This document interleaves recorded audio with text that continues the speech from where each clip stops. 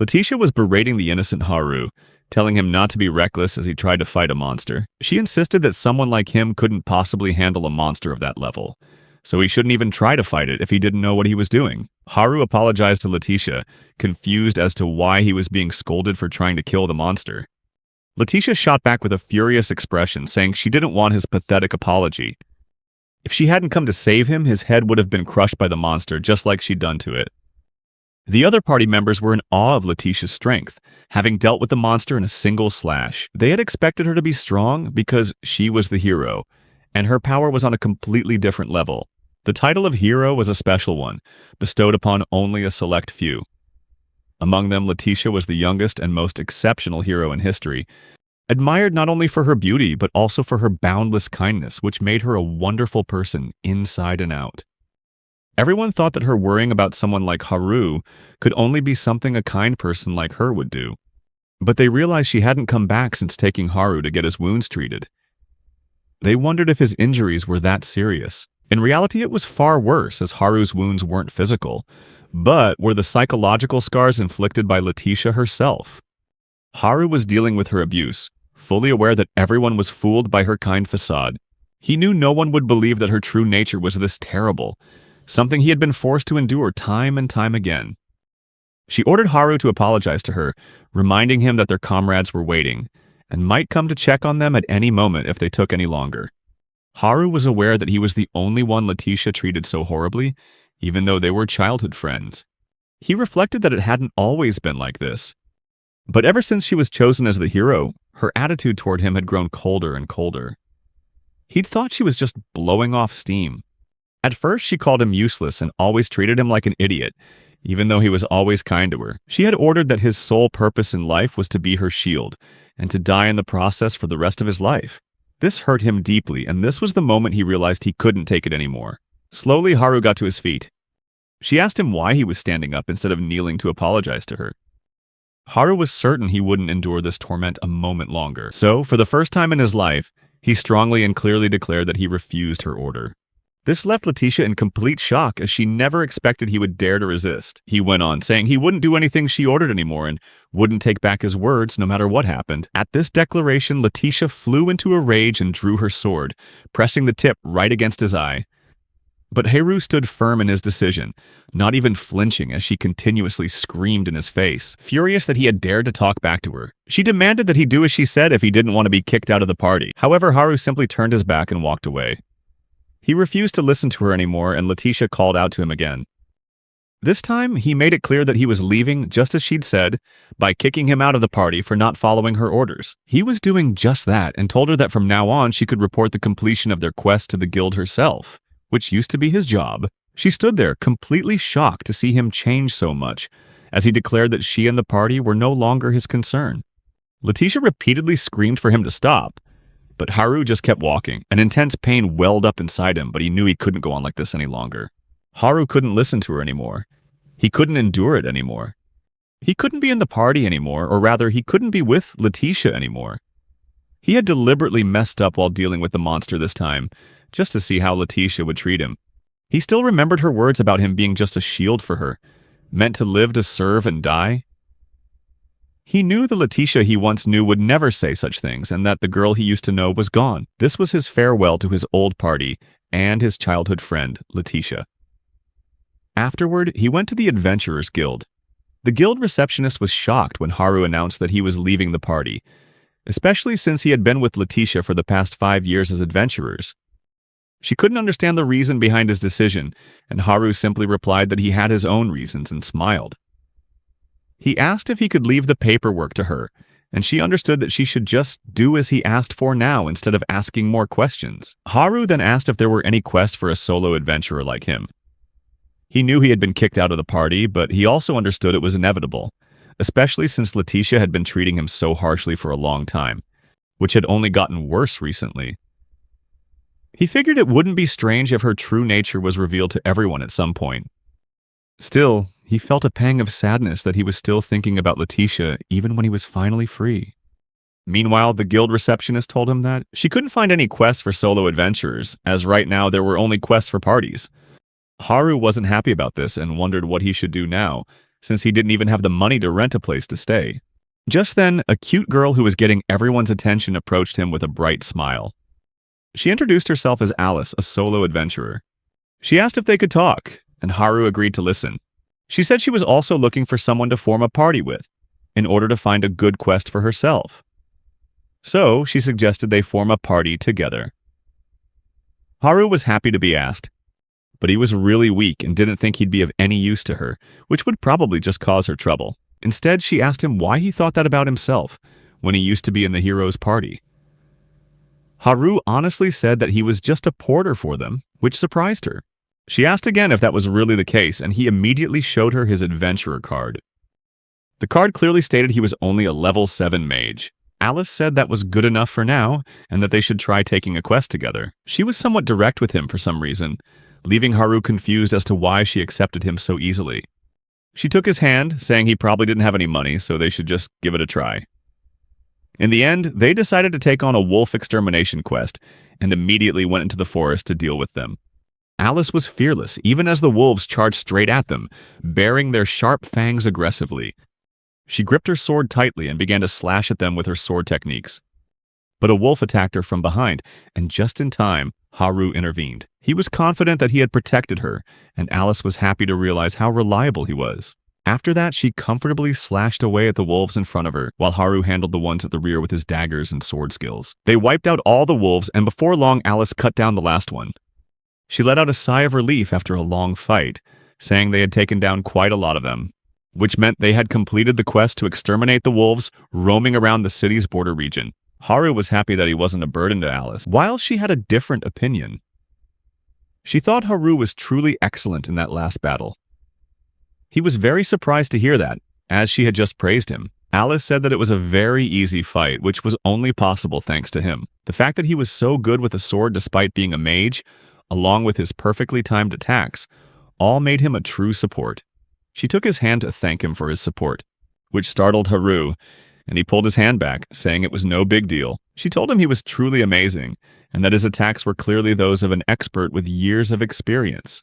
He was very moved to hear such praise about himself, as he had always been teased or scolded by Leticia whenever he stood in front of or behind her in battles. Haru felt a bit strange and lowered his head, feeling this for the first time in a long while. Alice asked if he was okay, and he replied that it was just that his chest suddenly felt tight. She moved closer, asking if he was sick, but Haru assured Alice that wasn't it. He just laughed it off. However, at that very moment, a large wolf appeared beside them, and Alice sensed its presence. She was horrified by the giant wolf, and it immediately attacked them without giving them any time to react. At the last second, Alice managed to push Haru out of the spot where the wolf was attacking, but her left arm was severely injured in the process. She was bleeding heavily, making Haru worry for her.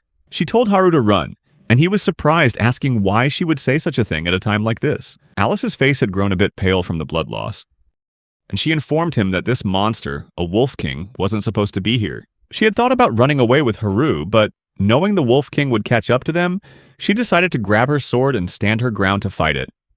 She wanted to protect Haru, even if it meant sacrificing her own life. She told Haru that he should run away quickly, because she knew this was too dangerous and would likely lead to her death. However, the responsibility of protecting Haru meant a lot to Alice, since she was the one who brought him here in the first place. But to her surprise, Haru asked Alice why she was panicking at a time like this, when it was just the two of them against a single adult wolf. His face showed that this was nothing out of the ordinary, making her unable to believe his calmness in front of the Wolf King. Haru started to walk towards the Wolf King, and she tried to stop him, but Haru stood firm in front of the monster, asking Alice if she'd ever seen a fully grown wolf like this before. He thought he shouldn't be surprised by the look on her face, since he was also shocked the first time he saw the Wolf King. She asked what he was even talking about in a situation like this, and warned him that the Wolf King wasn't something a level 7 mage could possibly handle. As the monster attacked him, Haru cast a simple fire spell, incinerating the Wolf King's entire existence. When his attack subsided, the ground in his attack's trajectory was also melted by the flames. Haru remarked that this marked the completion of their subjugation quest. He felt like he was the only one who could handle monsters, but decided not to get too full of himself, since it wasn't really that big of a deal. Alice approached him and grabbed his shoulder, completely shocked by what she had just witnessed. He told her it was just a basic level fire spell. She exclaimed in a hushed voice that there was nothing normal about that fire magic. He figured it was no big deal, since the wolf was just a level 5 like she'd said at the beginning of the quest. Alice told him the monster they just faced was actually a different one, a level 30 wolf king, which even she wouldn't have stood a chance against. Haru was a little confused by that because he had previously heard Leticia say it was just a mature wolf, a level 5 monster. Around that time, Leticia had mocked Haru for learning fire magic for the first time, and teased that even a child could use a spell like that. Leticia had told him he was an embarrassment to her, so he shouldn't tell anyone about the incident. Haru was deeply shaken as he realized there was no way Leticia didn't know. He understood that she was a hero admired by all, so different from him, and famous for being an amazing adventurer, which was why he had always believed everything she said, even though she had treated him so badly all this time. Alice called out to Haru, pulling him from his thoughts. Looking back, he realized Alice was seriously injured from the battle. She had told him she would be fine, but to her surprise, Haru told her to stay still and let him use recovery magic on her. Alice stared at Haru, utterly speechless.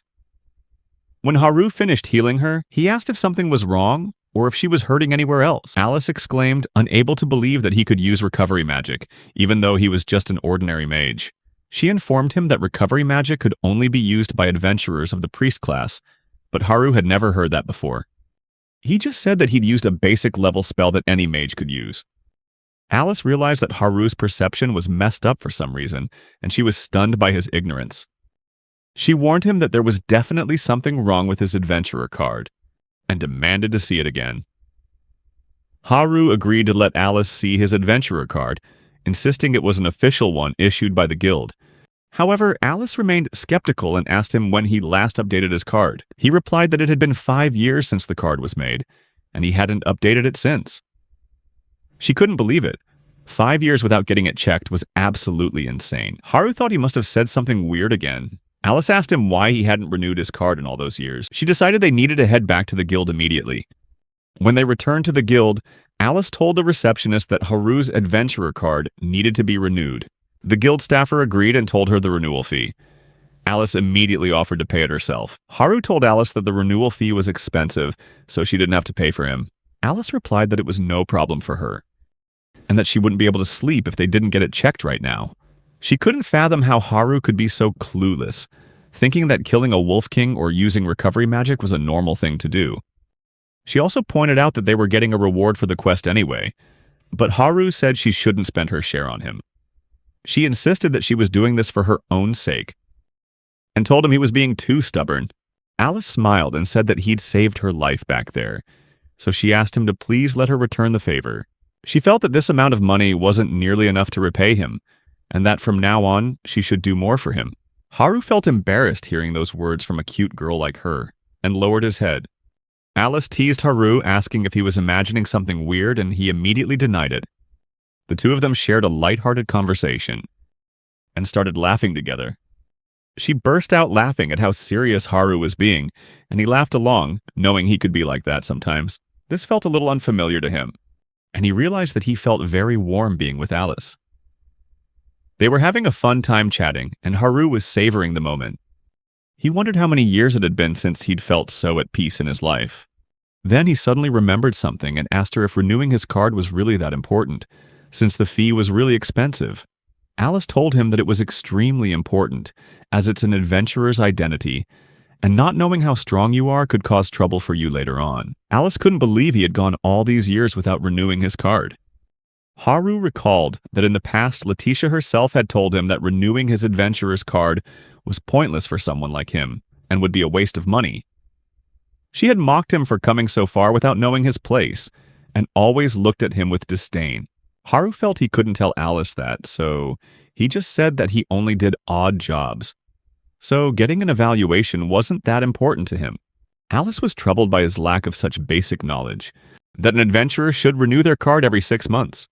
This was the first time Haru had ever heard this, and realized he hadn't even been allowed to do something so important while he was with Leticia. He wondered why Leticia had treated him so badly. Just then, the guild staff brought him his card, and with it, the answer to his question. Alice asked her if the renewal was complete, and the staff member said there was something unexpected on it. Before handing the card to Haru, he read the card in his stats and realized that he was actually a sage at level 82. The guild staff couldn't believe that Haru had possessed such immense power all this time. For Haru, this was a massive shock since even the hero Leticia was only at level 55. The fact that he was level 82 meant he was even stronger than the hero. Alice wondered if this was even possible, and explained to Haru that Sage was a special class that only a small percentage of people ever achieved. Meanwhile, Haru's world was turned upside down, leaving him feeling empty, as if he hadn't achieved any of it. He couldn't remember when he'd become a sage or even stronger than Leticia. The most shocking question in his mind was whether Leticia had known about his power all along. The guild staff was in shock. Haru was in shock. And so was Alice, as she couldn't understand how Haru's class had changed from mage to sage. She explained that sages were experts who could use any magic they wanted, including healing spells or any other type of magic. This made her understand how he was able to use a healing spell. But even if he was level 82, how could a simple basic level fire spell be powerful enough to kill a wolf king? Alice noticed Haru standing there silently, with his head down, and she asked him if he was okay. All of Haru's emotions were going numb and haywire at the same time, because he was sure there was no way Leticia didn't know about his power. So why had she lied to him all this time? Haru thought there was no reason for her to do so, since she was the one everyone called special. He also realized that everything he thought was to relieve her stress wasn't actually that at all. Leticia was just taking her hatred out on him, unable to accept that someone was stronger than she was. Alice called out his name and said she was feeling hungry, so they should go get something to eat. Haru agreed, and they went to a cafe together and ordered their food. Alice ordered generously as a way to celebrate completing their first mission together. Meanwhile, Haru felt dejected and thought that he should tell Alice about his past, since she had come to him when he was in trouble and offered to team up. She had also saved him and been so kind, which made him feel even more that he needed to explain things to her. Alice called out to him and said that he didn't need to force himself to tell her anything. Haru was moved by her words, which addressed exactly what he'd been worrying about. She went on to say that sometimes talking to someone can make things easier, but there are also times when it doesn't help. She was honest with Haru, saying she did want to know about his relationship with the hero, but she wouldn't want to if talking about it would be hard for him. She didn't want Haru to be hurt by dredging up sad memories like that. Haru listened to her and asked if she was really okay with that. Alice replied that she was perfectly fine with it, and told him to stop looking like a lost child. Just then, Haru recalled a memory from his past, when Leticia found him after he had gotten lost. She had led him back home, holding his hand, and promised that she would always be there to protect him. But now, Leticia was like a demon, telling Haru that his only purpose was to be her shield. Haru had always believed that one day, Leticia would return to him, like the childhood friends they once were. And because she was so important to him, he had endured all the taunts and abuse, just with the thought that it would make her feel better.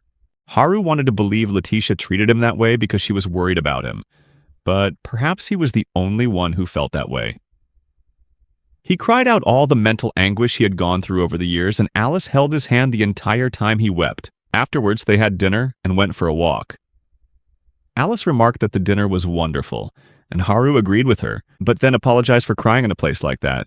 Alice assured him that he didn't need to worry about it. This was when she felt it was the right time to ask Haru if he wanted to travel with her from now on. She also wanted to repay him for saving her life. But the real reason she wanted to be with him was because she felt that they would experience good things if they were together. She asked Haru what he thought about this, and Haru bowed his head in thought. Finally, he decided he would answer yes, but before he could speak, Leticia interrupted him. She exclaimed that she had finally found him and was furious, as usual, only with him.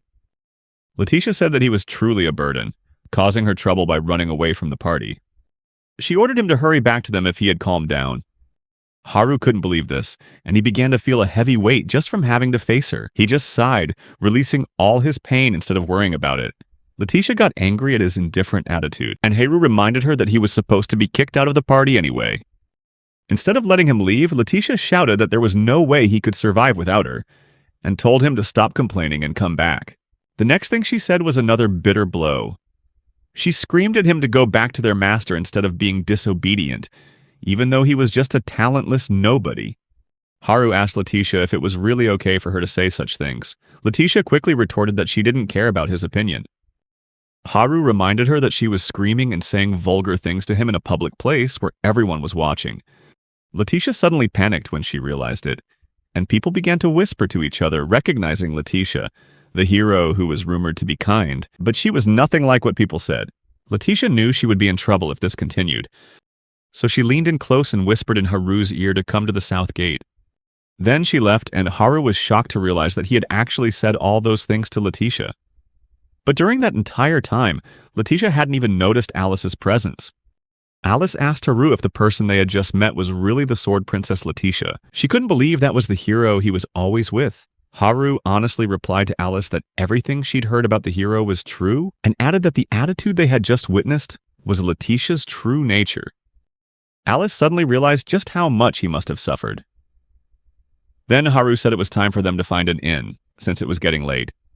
Alice felt sad for him, but she still went with him to look for an inn. Finally, they found a place to rest and wished each other good night, promising to see each other the next day. Alice stopped Haru and said that while it might not be her place to say anything, she wanted him to know that he wasn't anyone's property, and to never forget that. Haru was moved to hear these words, feeling truly free, so he thanked Alice for saying them. Then, in the middle of the night, Haru was lying in bed, but he couldn't sleep.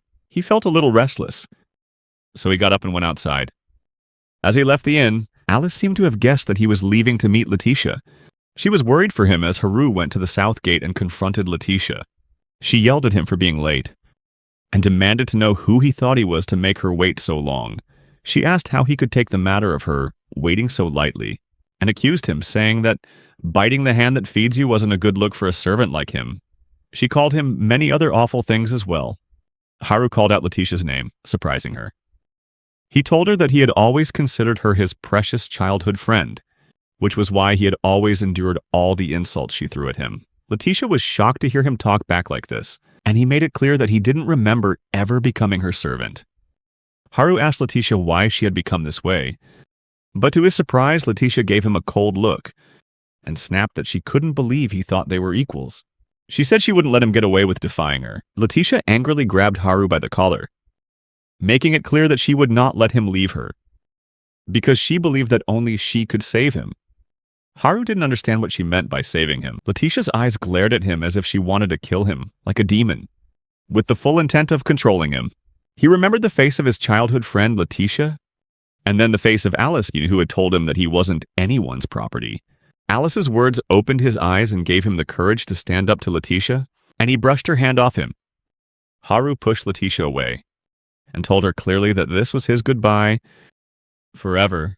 The fear in his voice enraged Leticia to the point that she could no longer control herself. She drew her sword, pointed it at him, and warned that he should prepare to lose an arm or a leg. Haru could tell that Leticia wasn't joking, and he braced himself. But in the next instant, Leticia lunged forward with such speed that he couldn't dodge. She unleashed a 3-slash attack, and he remembered that it was a top-tier skill. He quickly did what he could and cast a basic shield spell to block the attack. Surprisingly, his shield not only blocked her attack but also knocked her back several meters. Leticia couldn't believe he had just stopped a high-level sword skill with only a basic-level defensive spell. She said his magic was just too weird, and that was exactly why she couldn't accept him. Her rage only grew after this exchange. She warned him that next time, she would use her full power, so he'd better apologize before he died by her hand. Leticia said that his fire attacks wouldn't work on her either, so he shouldn't get too cocky for defeating a level 30 Wolf King, because he was now fighting a level 55 hero. Haru prepared for the next wave of attacks by creating a counterattack of his own, gathering all his power into a single magic orb. Leticia was stunned by the size and amount of magical energy in that orb. Haru told her that this was the first time he'd ever used his magic seriously, but that it was only fair since she was also getting serious with her next attack.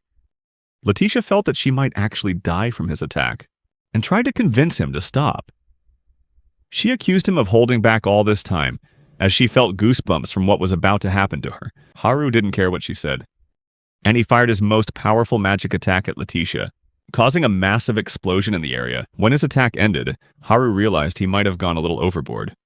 He called out Leticia's name to check if she was still alive. As the dust settled, he saw Leticia lying motionless in front of him, covered in injuries.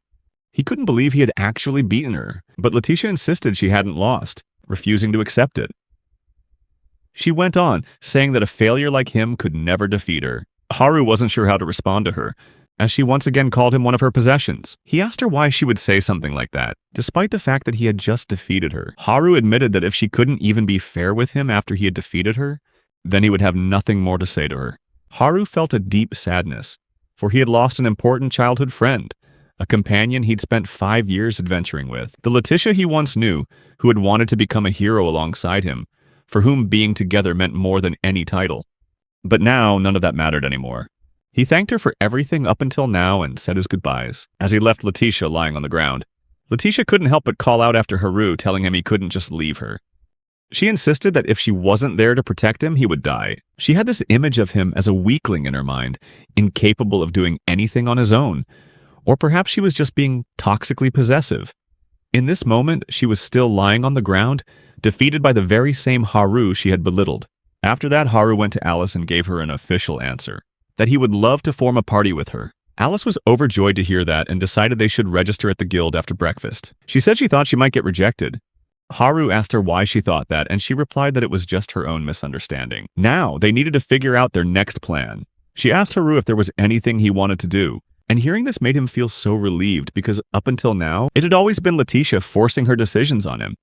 He told Alice he wanted to get far away from here. Sometime later, Leticia went to the guild to check on Haru's whereabouts. But she received the shocking news that he had gone on a journey. She asked the staff where Haru had gone, but the clerk couldn't disclose details about any adventurer. Leticia thought that Haru surely couldn't have gone too far by himself. Then, Leticia suddenly remembered seeing a girl standing behind Haru last night. She started having lewd thoughts that Haru and that girl might be having fun together, which felt like a knife twisting in her gut. Leticia cried out in despair, wondering what Haru was doing right now. As she began to search for him, the guild staff whispered that there was a carriage about to leave for Arlando from the west gate. Leticia heard her words clearly and asked if it was really okay to reveal the movements of other adventurers, which was clearly a violation of the guild's rules. The guild staff member replied that she was just talking about the location of a carriage, and reminded Leticia that she might not remember, but she was the one who had issued adventurer cards to both of them. She recalled when she was a trainee. Leticia and Haru had come to register as adventurers. They had thanked her for her help with the documents, and the guild staff member asserted that she was just a guild receptionist. But she wanted to tell Leticia that she and Haru used to get along so well in the past. She thought it would be better if they talked to each other about the problems between them. Leticia smiled back at the receptionist.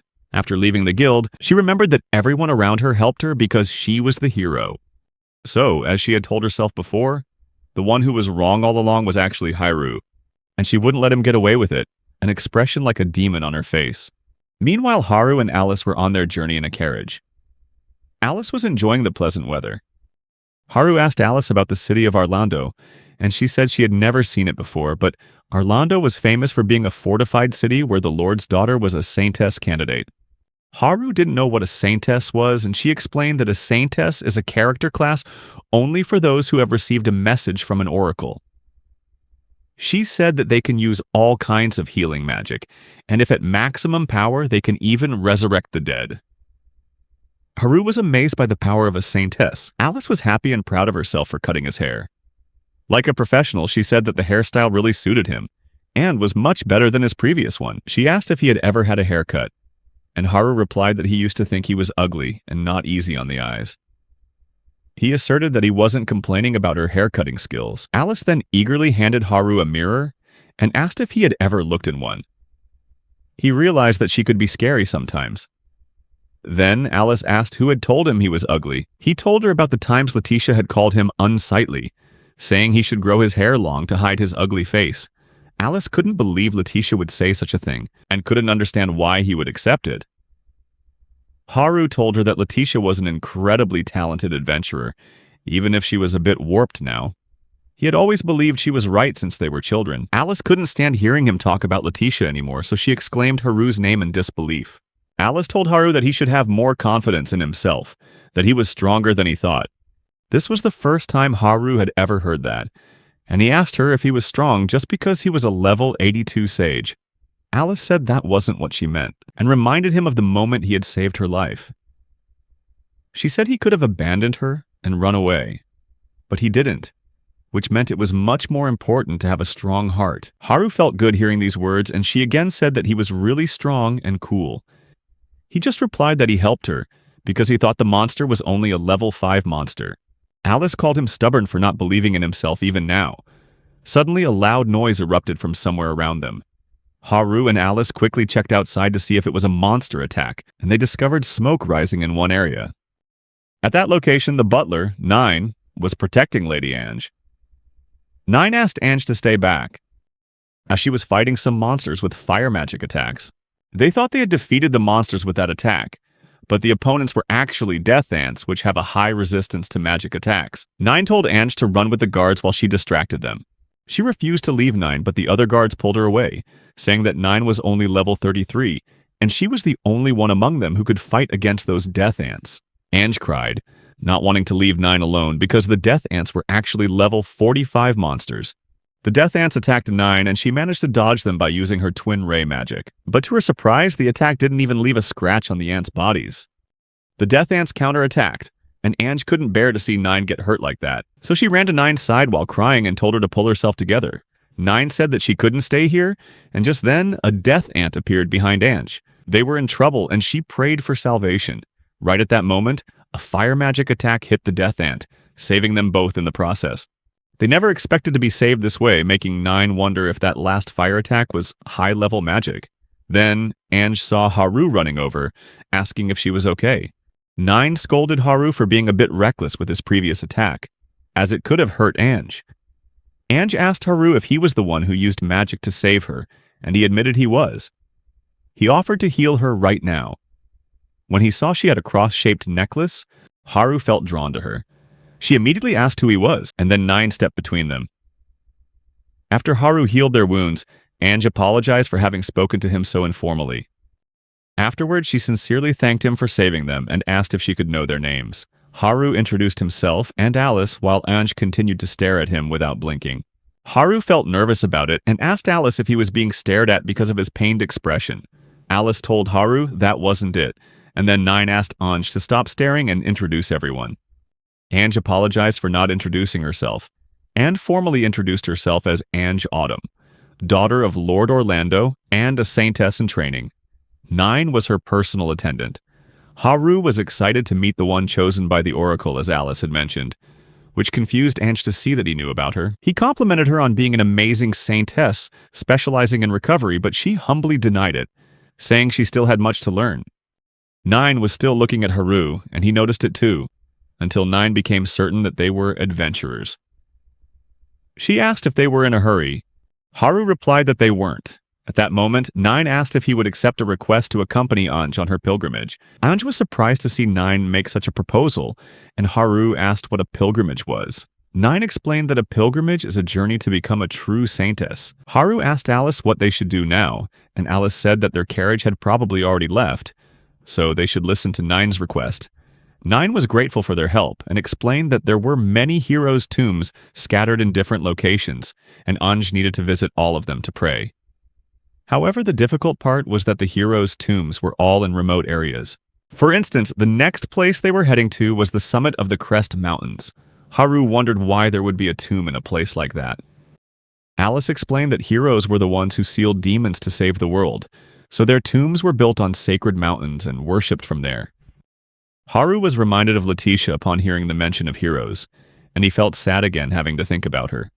Despite that, she continued, saying that was all the information and that having excellent adventurers like Haru would bring them peace of mind. 9 asked Haru what he thought about it, and he said he wasn't sure if someone like him would be useful to them. 9 reminded him that he had just wiped out a swarm of dead ants with a single attack, and after that he told Alice that he had accepted the quest. Alice affirmed that he did the right thing, as it would be difficult to continue on foot from here. Ange apologized to Haru for the sudden request and promised to thank him properly when they returned to the autumn home. Haru told her he didn't need that. But Alice called Haru back to tell him that refusing thanks from important people was disrespectful and could cause them to lose face if he declined. Haru didn't realize that speaking so formally to Ange could cause trouble. Ange then encouraged Haru, telling him he could speak to her informally. In return, she asked if he would be okay if she also addressed him casually. He confirmed that it was perfectly fine and said that from now on, he'd be in her care. This made her flustered because he was too close and she liked the way he smiled at her. They went back and forth for a while, asking each other to speak informally. By nightfall, they had set up camp and stopped the carriage. 9 informed Haru that they would reach the Crest Mountain's peak the next day, but would have to continue on foot since the carriage couldn't go up the mountain. Haru asked Alice if that was okay, and she was perfectly fine with anything as long as she was with him. Afterward, Haru praised Anj, saying she was truly amazing for undertaking this pilgrimage. Flustered, Anj replied that she wanted to become a true Saintess and be able to help the people of Arlando. She said her father couldn't spend much time with her because he was busy with work, but the people of Arlando had always treated her well, so she wanted to repay them in any way she could. Haru was genuinely surprised that she could use such powerful magic at her age, but to her greater surprise, he said that he had only used basic fire magic before. 9 couldn't believe it and thought he was joking. Haru didn't understand why they were reacting that way. Alice explained to Haru that fire magic could normally only be used at close range to attack enemies. He was shocked to learn that this was the proper way to use his magic, and asked Alice why his fire magic was different. She had been meaning to ask that very question, and 9 confirmed that Haru was full of surprises. She said that having such firepower at his age was truly an incredible achievement. Haru asked 9 if she could teach him how to use fire magic like she did earlier, as he wanted to learn more spells.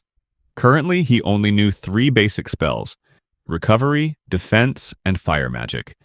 His words shocked all of them, as they realized there were so many things wrong with him.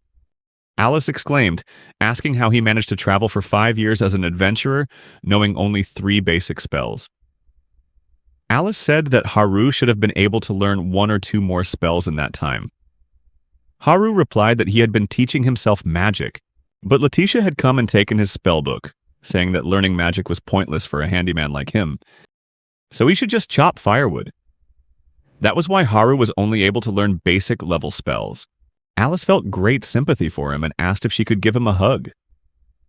9 realized he had complicated reasons behind his ineptitude, so she told him she couldn't guarantee how much she could help, but she wouldn't mind teaching him fire magic. Haru was overjoyed to hear that, and 9 said she would certainly listen to a request from the person who helped them. Not only that, but she was also excited to teach him. Ange remarked that Haru was a young man with a lot of potential. She told him that 9 was actually the head butler of her family, so she might be a slightly strict teacher. Then 9 began to teach Haru the basics. She said that magic was like a puzzle, so he had to turn the magic into an optimal piece. Additionally, there were many different factors and combinations, depending on the magical density, distance, and trajectory. Among those, he just needed to concentrate on all of these, because otherwise the spell would collapse and fail to activate. She instructed him on how to accurately determine all of these factors during casting. She explained fire magic, saying she was trying to perform it as slowly as possible, then asked Haru if he could see clearly. Haru agreed that he could grasp some of it and tried to use it, but Alice quickly covered his mouth to stop him. She made him promise that the first time he used fire magic, he would hold back as much as he could. Haru agreed to the promise. 9 said that it usually takes a month to learn fire magic, so it couldn't be learned immediately. But Alice believed Haru could do it right now, so she told him not to use it here, or else he might blow up the entire place. After that, they safely reached the entrance of the hero's tomb without facing any monsters along the way. Alice was glad they hadn't run into any trouble while Ange asked 9 if she was all right. 9 replied that it was nothing, it was just that this place was too quiet. Haru asked them how to open the door, and 9 said that a Saintess needed to touch the door to open it. Afterward, they entered the holy ground, and 9 also informed him that after a certain amount of time, the seal on the door would reactivate, trapping anyone who remained inside. They were shocked to see Ange being so calm about such a thing during her pilgrimage. As they went deeper inside, they soon saw a coffin up ahead. Ange asked everyone to wait while she continued from here. She approached the coffin, clasping her hands together to begin her prayer. Just then, the light from the pilgrimage began to shine around Ange. All the light emanating from the pilgrimage was absorbed by Ange, and Haru understood the meaning of the saying that a Saintess receives power during her journey. After a while, she finished her prayer and apologized for making everyone wait so long, But as she walked down the stairs, her foot slipped, and Haru quickly caught her to keep her from falling. Haru asked if Ange was okay, and she felt flustered being so close to him. Ange felt like she was about to faint, while Nine told her to calm down. Alice whispered that she'd noticed Ange seemed determined from the start, so she asked Nine if she made that request after seeing that Ange had feelings for Haru. Nine was surprised by Alice's sharp perception and said she was worthy of being a Saintess, but Nine didn't want Ange to sacrifice herself for everyone's sake. She wanted Ange to feel like a girl before becoming a Saintess, and Alice could sense the pure intentions behind Nine's reasoning. After their work here was done, Nine sent a messenger to the castle to prepare for a party. Then suddenly a giant dragon appeared before them, declaring that there were still some lowly rats alive, which meant the dragon had already killed some people. In the dragon's presence, everyone except Haru shuddered, unsure of what to do now. Meanwhile, back in Arlando, Leticia had apparently arrived there to find Haru, but she was angry to find him nowhere in sight. This made her guess that he might be wasting time on his way here. She wondered if she should start looking for him along the old path, and thought about why she was acting like such a fool for Haru. Just then, a man behind her informed everyone that a dragon had appeared in the Crest mountain range. Everyone knew this was a bad omen, as Ange was there to make her pilgrimage. They considered sending some high-level magic users, but another person pointed out that dragons have magic resistance in their scales. So for now, all they could do was inform Ange's father about what was happening. Leticia wasn't very interested in the incident until she heard that a male mage using fire magic with insane power was also present with the ants. Hearing this, Leticia immediately took off running, thinking she'd have to deal with Haru's mess yet again. She ran nonstop, telling herself that he shouldn't be doing such pointless things. She thought that everything would be fine if Haru would just listen to her. She decided she wouldn't let anyone oppose her this time because of that idiot Haru. But suddenly a thought flashed through her mind. She stopped and tried to think about why she wanted to become a hero. She recalled that since she was a child, she had always wanted to be a hero, but now Leticia wasn't sure why. She tried to remember, but then a splitting headache hit her, and she fell to her knees, clutching her head in her hands. She remembered that every time she tried to recall this specific reason, her headache would return. She didn't understand why this was happening. In her mind, the thoughts of protecting Haru were slowly turning into a desire to control him, no matter what. Her way of thinking was being influenced by something, making it hard for her to think clearly. She wondered how long this had been going on, and recalled that she'd had this feeling ever since defeating the Demon King. Then a dark creature rose from her shadow and pierced her. This wasn't a physical attack, but a psychological one meant to take over her thoughts, sending her mind into chaos. When things settled down, she came up with the idea of locking Haru away. This time, it seemed Leticia had been controlled by something all along, which had caused her to hurt Haru without even realizing it. She decided to head to where Haru was. Meanwhile, at the hero's pilgrimage gate, the dragon was trying to attack them with its tail. Haru said it was his first time seeing a dragon, and asked Alice if they were different from other monsters. Alice replied that dragons are completely different creatures. She said that monsters are loyal to demons, while dragons are a proud race that serves no one. She told them they needed to escape, and that she would use a flash bomb first to stun the dragon, creating an opening. She asserted that this would be very difficult, and Nine responded by telling them about something she had read in a book. The dragon outside was a superior ancient dragon, so it would definitely have excellent magic resistance, making things like flash bombs useless against it. The dragon itself told them they were right not to try and fight it. It went on to say that neither magic nor swords would work on it, so the only thing left for them was death. The dragon offered them a choice, whether they wanted to be swallowed whole or eaten piece by piece. Alice, Nine, and Ange were all terrified by the threat of the ancient dragon. But surprisingly, Haru stepped forward and calmly greeted it, asking if he could talk to it.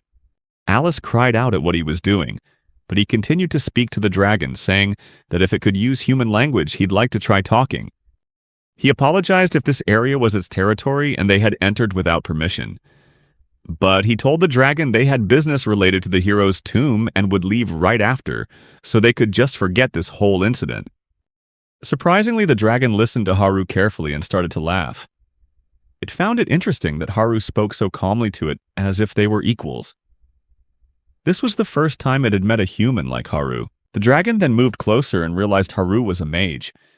It proposed a bet with him that he would have to attack it with all the power he had. If Haru could make it falter, the dragon would overlook the fact that someone had come here today. Haru agreed to the bet, while the dragon felt sorry for him, thinking Haru would struggle a lot. However, to the dragon's surprise, Haru used fire magic to attack it, which confirmed Alice's suspicions that he was indeed capable of firing off that spell. Haru asked the dragon about his attack, as the dragon felt the pain from the blow. Alice was shocked to see the dragon was still alive after taking Haru's magic head-on. 9 was also surprised by the dragon's magic resistance, even though its scales were burned in the process. The dragon thought it was going to die and couldn't help but feel shocked, wanting to know more about Haru. Haru then called out to Alice and thanked her for her advice, thanks to which he was able to perform this magic attack. He looked at her with a bright smile, thanking her for the tips. Then, Haru apologized to the dragon and announced that he had promised his companions he would hold back as much as possible. At first, the dragon was very surprised to hear that. Then, Haru declared that he wanted the dragon to forgive his last attack and that he wanted to try again with his full power. The dragon now felt terrified of Haru's power, so it bowed its head to the ground to apologize to him. Haru asked the dragon why it was burying its head in the ground, and the dragon replied that it was just a little too confident. It explained that people usually run away as soon as they hear about the legendary dragon, so it thought it would go around and have some fun with humans. But the dragon never expected a human like Haru to appear. Haru didn't understand why the dragon felt like it was about to be killed, but he felt sorry for scaring it so badly. The others behind him were all stunned, only knowing that Haru was at least stronger than an ancient dragon. Haru told the dragon that he didn't mind what it did, as long as the dragon had realized its mistake. Hearing his kind words, the dragon was moved. The fact that Haru possessed great power, but not being arrogant, is truly respectable in the eyes of a dragon. The dragon then apologized for attacking him so suddenly, and for acting like a bad dragon, doing unworthy things. Haru then introduced himself to the dragon and asked for her name.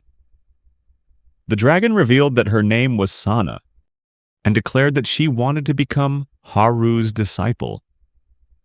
Haru wasn't ready for such a sudden, self-proclaimed disciple and tried to refuse the ancient dragon, saying it was impossible. Sana thought he was objecting only because he didn't want a dragon as a disciple, so she transformed into another one of her forms. The form Sana transformed into was actually very human-like, and she asked Haru if there shouldn't be a problem now, right? He was very surprised to learn that dragons could take human form. Sana explained that it was one of a dragon's abilities. Now that her size was smaller, Sana bowed her head again and asked Haru to be her master. He tried to stop her, then turned to Alice to ask what they should do. Alice placed a hand on her forehead, saying she didn't know what to do in this situation. While Haru was at a loss, Sana was begging him to take her in, and she was willing to do anything in return. He told her it was impossible. Sana immediately replied that she would become his slave if she couldn't be his disciple. At that moment, Leticia appeared and she just stared at them until they noticed her. Then Haru asked Leticia why she was here. Leticia asked Haru what he was thinking, trying to make a little girl his slave.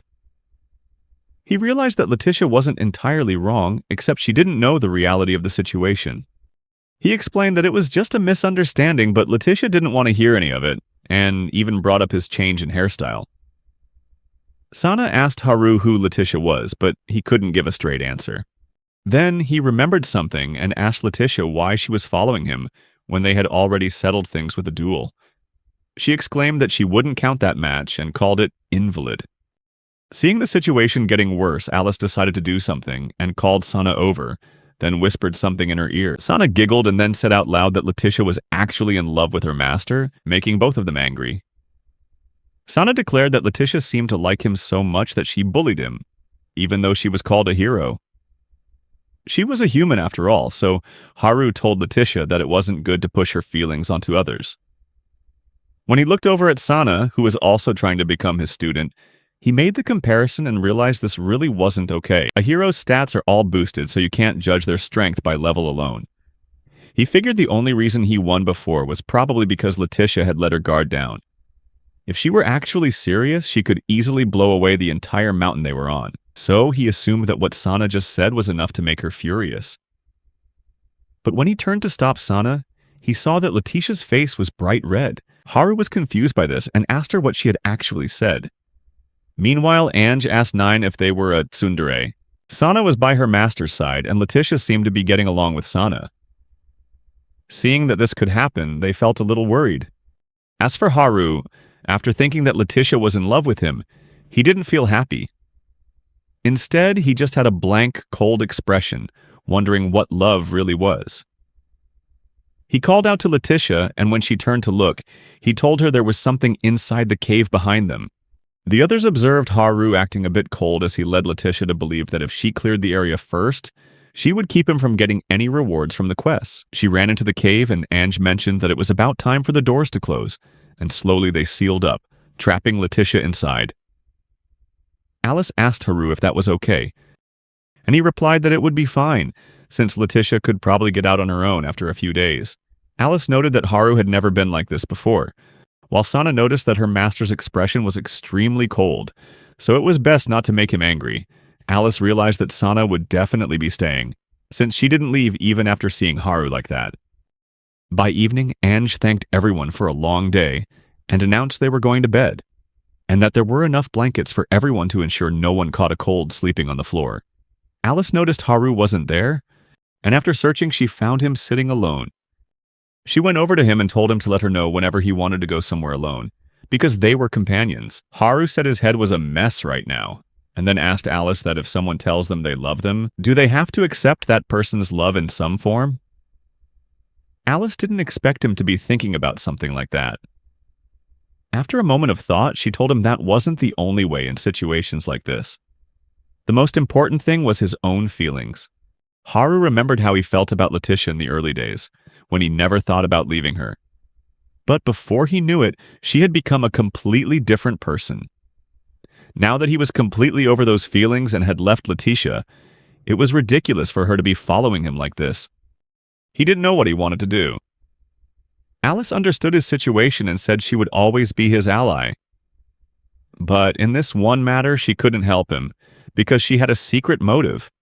So she told him to consider thinking about the one and only goal of this journey. Haru asked Alice if that was even possible, and she replied that anything was possible, which is what made the life of an adventurer so great, since there were no rules when it came to setting their goals.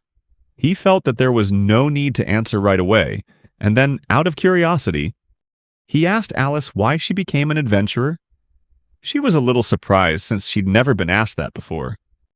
She told him she didn't have a particular reason, but one of them was to meet someone she wanted to see. Hearing that, Haru felt they should hurry on their journey to find the person she wanted to meet. Alice said that wasn't necessary right now because she was able to meet them around the same time she met Haru. He felt happy for her.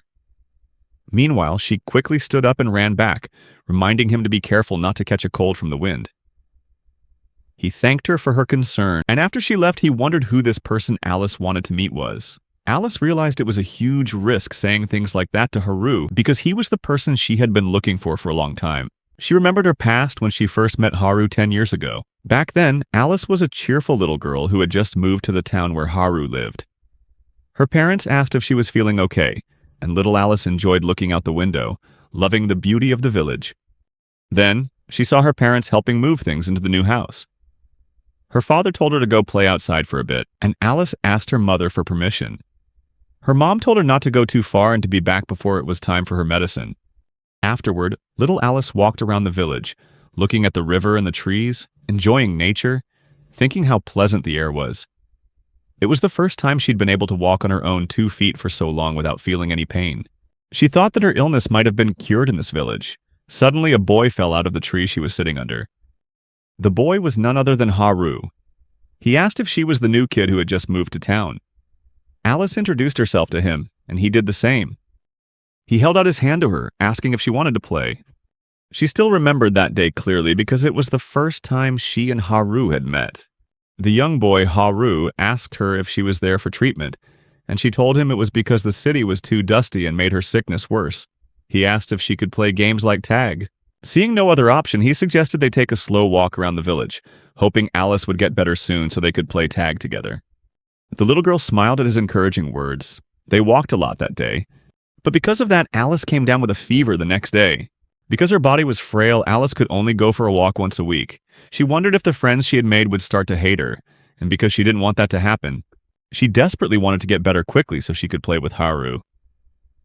Haru always kept an eye on her condition, and Alice often felt jealous of that attention. She wondered what was happening with Leticia, and remembered that she didn't really play with Leticia. Leticia often complained about her own life, while Alice wished she could hear things like that from someone just once. Leticia thought she was a bit strange, but Alice told her that wasn't true. Back then, Leticia was actually a good person and really wanted Alice to get better soon.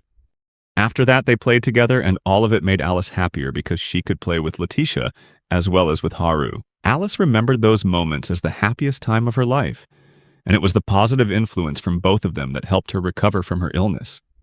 But their happy days came to an end when Alice was unprepared for what happened next.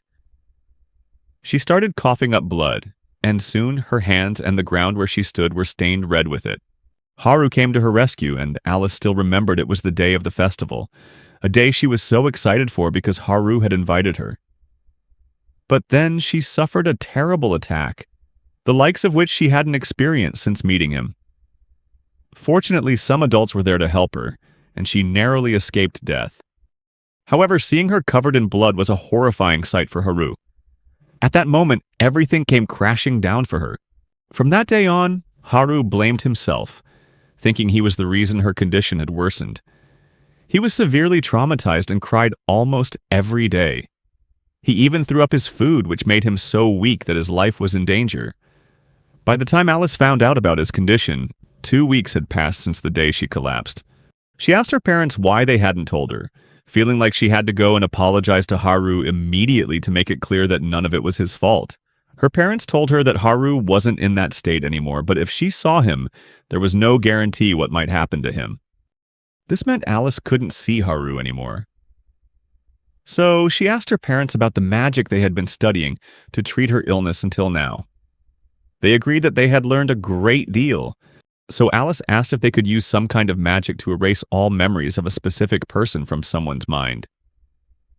They couldn't believe Alice was even considering it, but as soon as she said the words, she felt herself break apart from the inside. She asked her parents to erase all memories of her from Haru's mind, after hearing Alice's sorrowful decision. Her parents tried to make her understand that it was just an accident and no one was at fault, so she shouldn't torment herself over it. Alice still believed that Haru was suffering because of her, and felt guilty for hurting her best friend. She begged her parents to listen and help Haru in this way, and after much convincing, they couldn't refuse her request. Their memory-erasing magic worked on Haru, and his health improved, as if nothing had ever happened. Not only that, but Alice also made sure he wouldn't regain his memories by seeing her. So she left the village, feeling the bittersweet pain of having to leave Haru behind. She knew she could never forget her first friend. Alice thought that was all she would ever have left of Haru on the day she departed, and cried for everything that had happened. But she didn't give up, and after a few brave years, she overcame her illness because the desire to see Haru again was her only reason to live. By this point, Alice had completely changed, becoming strong after all those years. She wanted to redo her meeting with Haru so that she could be with him. She realized her decision to erase Haru's memories had been selfish. So she decided to change her hair color with magic and become an adventurer so she could return to the village in disguise. But when she arrived, she learned that Haru had left with Leticia. As she set out to find him, she also discovered that Leticia had become a hero, which made it easier for Alice to track them down. After some time, she finally found Haru, just as he was at the guild, informing the staff that he was leaving the heroes' party. Alice was stunned to suddenly find Haru, and she turned away, feeling too shy to face him like this after so many years, even though he had no idea who she was. She was also surprised to hear he was leaving the heroes' party, but when she saw him struggling to find a quest on his own, she couldn't stand to watch him have a hard time.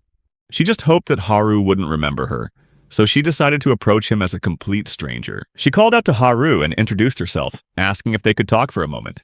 She was lost in thought about her story while Haru watched her, wondering what was on her mind. She asked him if something was wrong, and Haru said he felt a strange sense of familiarity when he looked at her. She became extremely anxious, thinking that changing her hair color might not have been enough. She felt she should have changed her name and face too, but changing one's face was a serious crime. Haru told her the feeling he got was a sense of comfort whenever she was around, because she was always there to save him. Being praised by him put Alice at ease, and she tried to humbly reply that she would always do so. But before she could finish her sentence, Sana interrupted their conversation, saying Haru could depend on her too. Sana had ruined Alice's moment to talk with him, which made Alice so angry she had to clutch her own head. Alice then tried to calm herself down, knowing that she would always be there to save Haru, and that it was what she wanted to do as a form of atonement, because Haru was also her reason for living. She also had to deal with the problem of Leticia, who used to get along so well with Haru. Alice couldn't understand why Leticia was acting that way towards Haru, and her obsession with him was just not normal. She couldn't help but wonder what had happened to Leticia while she was away. Afterward, they could see the city of Arlando, and Haru was amazed to see that the entire city looked like a castle. Then, someone called out to Nine, and she realized it was a servant from the Autumn household. She asked him what was wrong, and the servant informed them that they needed to proceed through the city's rear gate, because the situation in Arlando was not good. There were rumors that Anj was using monsters to attack people. Everyone was shocked to hear that, and the one most affected was Anj herself. The servant reported that there were still many who believed in Anj, but the situation within the city was still not good. Nine asked who was spreading such terrible rumors about her. Anj told Nine that they should get to the bottom of this first, so they should hurry to the manor. When they arrived at the castle, they were welcomed by Anj's father, who was also the Lord of Arlando, Cardell Autumn. He thanked Haru for saving his daughter's life and expressed that he would love to throw a party in his honor, but couldn't due to the current situation. Haru assured him that everything was fine, and then Anj asked her father what was really happening in Arlando. Cardell said he wasn't sure about it either, and that some people had even testified to seeing Anj controlling the monsters. Everyone was surprised to hear that, since Anj had been with them the whole time. Nine told Lord Cardell that something was definitely wrong with this. Cardell replied that the Autumn family was currently investigating further, and added that another unusual thing was that Anj had been attacked by monsters during her pilgrimage. He informed them that the testimonies appeared right after Anj left for her pilgrimage, so some people had suggested that Anj might have had herself attacked by those death ants just to avoid suspicion. Nine exclaimed that it was ridiculous and that they needed to do something to prove Anj's innocence. Suddenly, another maid ran in, looking worried and panicked. No one expected a new face to appear so suddenly. The person walked in and announced that the Adventurers Guild had issued a ban on Anj Autumn, and he was here not only to inform her but also to ensure that she complied with the order.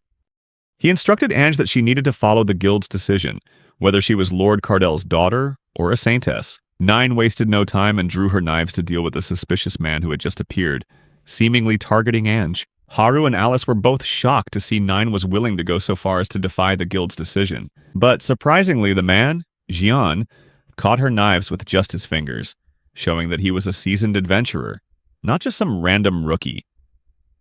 He suggested that Nine hear him out completely. Before reacting to him, Nine quickly jumped back to prepare for another attack, unwilling to listen to what Jean had to say. He tried to tell her something, but Nine launched her next attack at him. Jean tried again to explain that there were some circumstances to consider, but seeing that she wouldn't listen no matter how many times he repeated himself, he got angry and threw a punch at her, stating that she should listen when someone is talking. Nine couldn't keep up with the punch's speed, and in an instant Haru used a basic defense spell to block Jean's fist. The blow was repelled, making Jean's hand ache, and he couldn't believe Haru had become so strong in such a short time. He asked Haru if he was the one who did that. Haru confirmed that he was the one who did it, having activated the spell with extremely high precision and power. Jean could sense just from this one encounter that he was no ordinary person, while Haru felt embarrassed by the compliment, even if it came from an enemy. Sana also said that even an ancient dragon like her acknowledged his strength because he was a level 82 mage. Alice quickly covered Sana's mouth to stop her from bragging about her true power in front of everyone.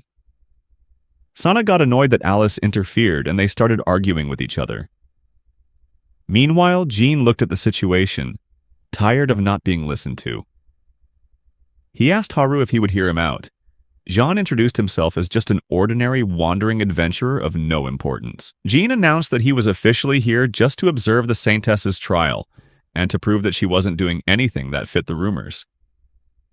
He spoke on behalf of the guild, saying they didn't think the Saintess could be the one controlling the monsters, because people who have lived in Arlando for a while know Ange well. But the fact is that Arlando is surrounded by walls and has never been invaded by monsters. However, since it's a trade city, people move in and out from time to time. Those who lived here before have now left, and most people in this city haven't known the princess for that long, which is why they doubt her innocence based solely on rumors. Cardell understood that after receiving so many complaints, the guild had decided to do something to maintain peace in the city. Jean thanked him for finally summarizing what he had wanted to tell them. Ange listened to him carefully and decided to agree to the guild's order. Nine didn't expect Ange to accept, as she didn't want her mistress to follow instructions from anyone who was rude to her, especially someone like Jean. Ange explained to Nine that clearing up any suspicion would be to their benefit. Jean said he was glad she understood and affirmed that he was her ally. He assured her he didn't want to watch her all day, unless she wouldn't mind him peeking into her bathroom. This angered Nine, and she pointed a knife at his neck, warning him not to get ahead of himself. Jean noted that Nine was quicker than before, and now that things were clear, they decided to assess the situation. Alice suggested there were two possibilities. Either the witnesses were lying, or an Ange impostor was causing trouble for her. But something was still off. How could someone disguise themselves so perfectly?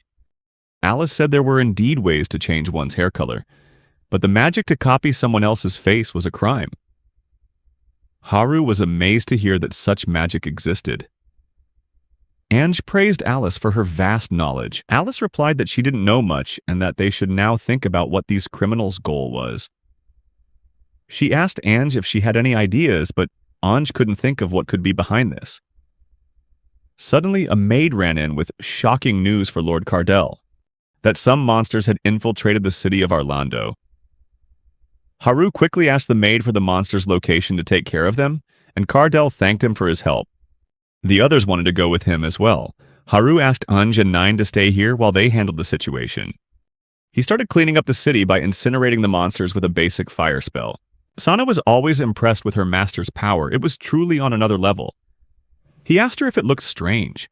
Instead of answering, Sana asked why he thought it was normal in the first place. She said she had withstood many explosion spells before, but none had ever been able to hurt her scales. Meanwhile, the burst flame spell Haru had used on her the first time truly made her feel fear. Haru was slowly beginning to realize his own strength, and Alice was happy to see he was finally getting it, as she had been trying to tell him about his power from the very beginning. Just then, Haru overheard the nearby soldiers murmuring about how the monsters attacked again, right after Ange returned. They thought the rumors must be true. Haru watched them suspecting Ange without any proof. It was terrible that the rumors were spreading even further. Haru remembered Ange's dream of becoming a saintess and giving back to the people of Arlando for everything they'd done for her. It pained him to see someone as pure as Ange suffering just because someone held a grudge against her. Meanwhile, Alice grew worried seeing Haru in that state. Haru told everyone that so many people believed the rumors, and he felt guilty for having doubted Ange himself. At the same time, Nine said that Ange might not be able to report the completion of one of her pilgrimages to the church since she couldn't go out right now. Jean announced that it would be fine if he went with her, assuring them that the guild was her ally. Ange felt she could go now that the misunderstanding had been cleared up. Then, Haru realized something and told them to stop. He pointed out that the request Jean received from the guild was to observe Ange, not to protect her. Jean was a bit surprised that Haru had noticed that small detail, so he clarified that he wasn't one to move around much, so he wouldn't do any more work than what he was paid for. Nine got angry because that meant Jean would do nothing if Ange was in danger, since his job was only to observe her, not protect her. Haru reassured Nine, saying that Jean was right in this aspect, as adventurers are not obligated to do charity work. They take requests and deliver results in exchange for the reward. Adventurers have to be this way because they need to make a sustainable living. Afterwards, Sana asked why Haru went out of his way to destroy all the dead ants without getting any reward. Alice also recalled the time he told Ange that she didn't have to thank him for anything. Haru felt down, remembering he hadn't really practiced what he preached. Haru apologized for not paying attention since this was an emergency situation, making Jean chuckle at how someone like Haru had no self-awareness despite possessing incredible magical power. Jean realized that Haru had a soft heart, even though he'd spoken so coldly before, and began to think as if Haru reminded him of something. Haru didn't understand what Jean had just said, and then Jean added that if Haru wanted to come along as a bodyguard, that was fine with him. Nine admitted that it would be better for Haru to protect Anj than a large number of soldiers, which could give the public a bad impression. Alice asked if she and Sana should patrol the surrounding area, since they might be able to do something to build trust that way. Nine agreed that she should, while Sana wanted to go with Haru, but Nine mentioned she could prepare a high-quality meat dish for dinner, and upon hearing that, Sana quickly changed her mind to patrol the area as best as she could. However, something was still troubling Nine, so she asked if Haru could speak with her for a moment. In private, Nine asked Haru if Jean was really sent here at the guild's request, and Haru confirmed that he was, as he had also confirmed this with the guild beforehand. The guild had told him that adventurers friendly with Anj wouldn't be able to view her objectively, which is why they chose someone with no connection to Orlando. Nine's expression looked sad, so Haru asked if something was worrying her. Nine told him that she couldn't trust Jean for some reason, and planned to have House Autumn investigate him further. She bowed her head and asked Haru to protect Anj before she left. When Anj arrived, she saw Haru's face before he went on patrol, which made him feel a bit flustered. Haru then asked Alice if they could stay in Orlando until the suspicions about Anj were cleared up. He hesitated to ask her this, as it wasn't their mission, and they weren't getting paid for the work. But in the past, he had been a worthless piece of trash, treated so badly by Leticia that he always believed he couldn't do anything for anyone. But now that there were people who believed in him and depended on him, Haru wanted to stand up and meet their expectations. Alice hugged Haru unexpectedly and said he was truly a hopeless case for not understanding what she wanted for him. She already knew Haru would decide this way, and because he was that kind of person, she wanted to continue accompanying him on his journey. At the same time, she also cheered him on, declaring that they would definitely catch the criminal causing all this trouble.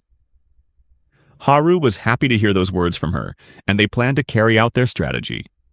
Afterward, Haru accompanied Anj to the church, where she explained that Orlando has many devout followers in various churches, but the one that handles everything and holds it all together is the Grand Shrine, or simply put, the main temple. Haru asked if they were going to meet a priestess, and she nodded in agreement. As they went further, they saw a lone girl standing and looking at the church with a calm demeanor. She realized that visitors had arrived, and it was none other than Anj who knew this girl. She was the priestess Lona, also Anj's childhood friend. Anj asked if Lona was doing well, but Lona didn't respond, only looking at Haru and asking who he was. Anj introduced Haru to Lona, saying he was a very strong adventurer. Then she also introduced Jian to Lona. Anj introduced Lona Fallon to Haru and Jean, stating that she was the priestess of the Grand Shrine of Orlando. The two of them had gone to church together since they were little. But as she was about to call Lona her childhood friend, Lona cut her off and got straight to the point, asking if Anj was here to report the completion of her pilgrimage. Anj was taken aback by the interruption, but she still held out her hand for Lona to see. Sure enough, Lona looked at Anj's hand and confirmed that she had more powder than before. After checking Anj's hand, Lona excused herself, citing work as a reason. Anj sensed that Lona was no longer acting normal with her. Afterward, Haru asked if the report really needed to be that quick. Anj stood silent for a moment and told Haru that Lona was her childhood friend. They used to play together throughout their childhood, and Lona also wanted to become a priestess for Orlando, just like her. Lona had come to the shrine every day. But ever since Anj was chosen as a Saintess in training, and Lona became a priestess, they no longer had many chances to meet. She realized that it was inevitable, as Lona's work as a priestess was much harder than her role as a Saintess in training. Anj felt sad, and Haru noticed it. He comforted her as she cried about it, and said he hoped she and Lona would get a chance to talk to each other to sort things out. Anj felt happy and thanked Haru for comforting her. Meanwhile, Lona stood from a distance, watching intently as Haru and Anji laughed and talked together, and it seemed to stir feelings of jealousy within her. Lona thought bitterly to herself why it was always Anj who got the good things in life. The next morning, monster attacks began to increase throughout the city, coming from all directions one after another. As a result, Haru and the others were exhausted from dealing with so many monsters. Sana complained that there were so many monsters she didn't even want to go outside. Alice was also tired, wondering what the culprit really wanted from all of this.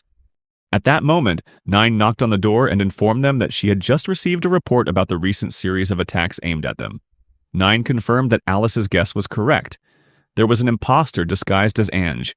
Among the witnesses was a merchant who had a long-standing relationship with House Autumn, and he had testified that it was Ange who had attacked them. Haru asked if that meant those people were using magic to copy someone else's appearance, and Nine said this could be trouble, not just for them, but for everyone. If that was the case, Haru didn't understand the reason why. Nine explained that forbidden magic could throw the world into chaos, which is why it's strictly controlled. Normally, a person wouldn't be able to learn how to perform this magic, and those caught using it would be severely punished. Therefore, the fact that the culprit was willing to face the consequences meant that they held a grudge against Ange. Haru and the others were stunned to hear that. Then, Ange mentioned that whoever was doing this might want her to withdraw from the race to become a Saintess. Haru asked her what that meant, and Ange explained that there's a limit to the number of people who can become a Saintess, as it would be a huge problem if there were too many people capable of resurrecting the dead. Furthermore, Ange had heard that 6 people had already completed the pilgrimage to become true Saintesses, which meant that there was now only 1 spot left, which made Haru and the others understand the situation better. The fact that there were still more than 10 Saintesses in training on their own journeys was surely related to this. Jean concluded that one of those Saintesses in training might be trying to take Ange down this way to become a true Saintess herself. Ange agreed that this was the only way someone could target her. Then, Haru asked Ange if someone who could control monsters and was involved with dark magic could become a Saintess in training, since it wasn't easy for just anyone to pass such an oracle. Ange was surprised for a moment and told him she didn't think it was possible. Jean laughed when he heard that, thinking Ange assumed a Saintess could be a bad person, and she felt embarrassed for making a fool of herself like that. Haru comforted her, saying it was fine since nothing serious had happened. Then, Sana shouted for everyone to stop their noisy chatter and start searching for the culprit instead of just talking like this. With that said, she went on patrol with Alice. They realized Sana was right and smiled, knowing that worrying wouldn't solve anything. Haru assured Ange that everything would be all right, as he and Alice would try to find a solution to this situation. Ange was touched when she heard that. Jian also asked Ange if she had any plans, and she quickly returned to her room so she wouldn't be a bother. Meanwhile, Jean said he would go do his own work since he didn't need to watch her if she was in her room. He left and told her to let him know if she needed anything. Before leaving, Nine also had some things to prepare, so she asked her fans to call her before she left the room and to make sure she was never alone with Jean. After that, everyone started to carry out their plans. Ange looked around and saw that everyone else in the castle was also busy. She wondered what was happening, but when she got there, she saw her father busy managing the guards and the finances, along with various medicinal herbs. Cardel's servant suggested he should rest, but he replied that he couldn't afford to wait when both his daughter and Arlando were in danger. He wanted to do everything he could to protect them, and felt terrible for what those around them were going through, and he blamed himself for it. Meanwhile, Sana was destroying the monsters one by one, but what bothered her was the distance from her master. She wished she could be with Haru, but she couldn't do that because monsters were running rampant everywhere. The guards had to remind Sana not to get too carried away, while they also felt relieved to be in the group of an ancient dragon. Suddenly, one of the soldiers spotted something unusual. Someone who looked like Ange was standing next to a monster. They decided to capture her, regardless of whether she was the real Ange or not. Sana looked at the fake Ange in front of her and didn't waste a single second attacking this imposter. She rushed in immediately to expose the fake in front of everyone. She punched her in the face, after which the shape-shifting began to break down. As the transformation spell broke, the culprit's face was just a step away from being revealed to Sana, but suddenly a few knives came flying, forcing Sana to back away. The imposter saw this as a chance to escape, so they immediately fled. Sana was frustrated that she had let the fake Ange slip through her fingers when she was so close to exposing their identity. The guards comforted Sana, telling her she did a good job pointing out that the person was a fake. They let her know that Ange was under surveillance at her house, so this discovery was a good thing for them. Sana was happy to hear that and planned to report the incident, but then, suddenly, Ange collapsed by the wall. Ange said she came because she heard monsters had appeared here. She asked Sana if there was anything she could do to help. Sana was shocked to see Anj appear and ruin the entire purpose of them spreading out to deal with the monsters. So she yelled at Anj for disrupting their formation and took Anj to see Haru.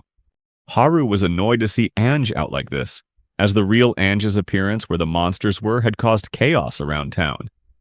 And since she was the real Anj, the responsibility would ultimately fall on her. Jean also arrived and said the situation was already bad enough, but Anj had just made it worse. Sana asked Anj what she was trying to do when the suspicions about her had been nearly cleared up. Anj apologized while crying, saying she just wanted to help everyone somehow, because they were all suffering because of her, and she couldn't stand the thought of not helping them. Anj didn't want to be useless, but now that she had caused more trouble, it only made her feel guilty. Haru told her she was wrong to think that way, and explained that the reason they were in trouble was because of the culprit who was causing these incidents. He took her hand and confessed that if they got hurt, it wouldn't be her fault, so she shouldn't think like that. Furthermore, the important thing was that the reason they were trying so hard was because she was important to them, so he told her not to worry about it. She felt comforted hearing his words that she was important to Haru, and he also agreed that it was true, which immediately made her blush, making her feel all flustered. Haru asked if she was okay, but the person he should have been asking was her father, who wanted to intervene but couldn't, because he could sense the current atmosphere in the room. Haru asked Sana if she could show him the knives that someone had thrown to stop her from capturing the culprit. Sana suddenly got lost in thought and realized that she had left behind everything that could have been collected as evidence. Haru was stunned to learn that she had left potential evidence against the culprit behind. Sana apologized to him, and he quickly told her to lead the way to the scene of the incident instead. But Sana was disappointed when they got there because the knives had already been taken by the one who threw them. She felt like a failure. Haru comforted her, saying that it couldn't be helped. He asked her why she was trying so hard to help Anj. Sana didn't understand why he would ask her that, but Haru pointed out that she wasn't really involved in this, and even though she complained about everything, she still diligently patrolled the area. She was also frustrated that she couldn't catch the culprit, which showed she was willing to do anything to help. Even so, Sana felt incredibly happy to hear praise from Haru, and she immediately snapped out of her sad mood. She asked Haru if she was a hardworking and good girl. Haru didn't want to disappoint her, so he patted her on the head and said she was a good girl. Sana felt shy being praised like that and wished he would pat her head more. Haru had no idea she would be so happy just from receiving a compliment. Sana asked Haru if he knew how dragons were born. He replied that they were born from an egg, and Sana said he wasn't wrong. She explained that it can take many years or even decades for their eggs to hatch. When Sana was born, she was the only child left in a cave. When Sana left the cave, she saw many things as a baby dragon, including a family of foxes. She felt lonely, and when she tried to approach humans hoping they would be happy to play with her, they reacted with hostility. They threw stones at her to drive her away or kill her with the help of high-level adventurers. No one would let her into their villages, which made her cry. After that, she started acting out and causing trouble by intimidating them or taking their food. Sana realized she'd acted foolishly back then, but now seeing Anj with that same lonely look in her eyes. Sana didn't want to leave Anj alone and was determined to make her smile. Haru didn't quite get what Sana was trying to say, and seeing that he was dumber than she thought, Sana simplified it for him, explaining that Anj's father and everyone in the city loved her.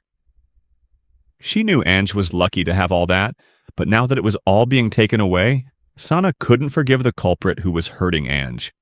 Haru started to understand Sana a little better. He realized she was actually a good kid, so he patted her on the head. Sana really liked getting her head patted like that, but she felt a chill down her spine remembering that Alice would get mad at her again for getting too carried away, since Alice could be really scary at times like these. Haru told her that Alice was out right now. Sana wondered why Alice would be on patrol so late. He looked up at the night sky and informed her that Alice had something she needed to check on at this hour. Sana wondered what it could be while in Anj's room. Nine wished her a good night and told her to rest well. Anj wished her the same, but she felt sad seeing that Nine was unhappy. She asked Nine if she was still mad about her sneaking out earlier. Nine said that wasn't the issue, but the fact that Anj left without telling her made her feel like she wasn't a good enough maid for Anj to trust. Anj hadn't meant to hurt Nine like that, and after Nine left, Anj felt guilty, wondering if she was really qualified to be a Saintess. She recalled a memory from the past when she and Lona were very close. even on the day Anj received the revelation to become a Saintess candidate. Lona had run up to happily congratulate Anj, saying she knew Anj would become a Saintess one day. Anj humbly said she'd only become an apprentice. Lona replied that even that was amazing, then told Anj that she had also been nominated to become the next priestess. Anj was astonished to hear that. Lona said she was only able to come so far because Anj was by her side. She loved that Anj was trying her best, and so she felt like she should do the same. Lona said they should keep trying their best for Arlando from now on. Anj wondered if someone like her could really become a Saintess, since Lona was more deserving of such things. Lona laughed at that and assured her that she would definitely become a Saintess. Anj fell asleep with these uncertain thoughts about herself. She was drowning in her own anxiety and had caused trouble for so many people. Not only that, but she had also hurt the ones she loved. She wished she could talk to Lona right now. Meanwhile, on a dark night, in a desolate place, Jean arrived at a shady hut to meet with a suspicious person, asking how they were feeling. This person knew that Jean had thrown the knives to save Anj back then. He laughed and said he was just killing time, then moved on to the main topic. He announced that their plan was going smoothly and that it was only a matter of time before everyone lost faith in the Saintess. The plan was in its final stage, so he told her not to screw it up. That person was none other than Lona, and she seemed to be filled with hatred as if everything was about Anj. Lona declared that they would force Anj to abandon her position as Saintess and then make all of Arlando fall. That was her true goal in this whole charade. She thanked John for helping her with all of this, and he appreciated it. But she wasn't happy about the final plan being delayed, as she was tired of waiting. Jean replied that the final order had finally been sent today. So they would carry out the final part of their plan tomorrow night, right in the heart of Arlando. The plan was for Lona to summon all the monsters she could, while still in the guise of the Saintess.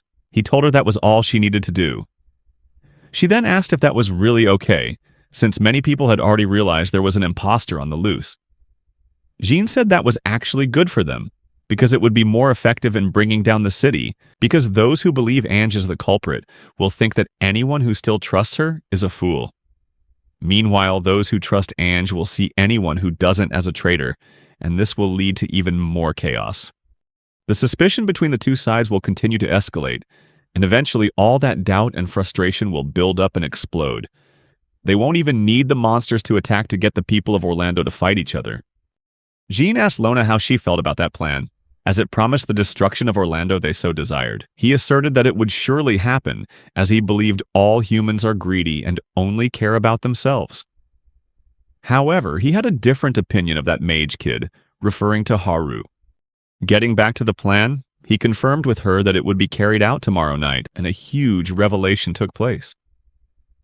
Alice had eavesdropped on their entire conversation, and immediately informed Lord Cardell and the others. Cardell couldn't believe a priestess would do such a thing. Alice found it hard to believe too, but that's what she heard. She explained that she wasn't in the castle that night because she was tailing Jean.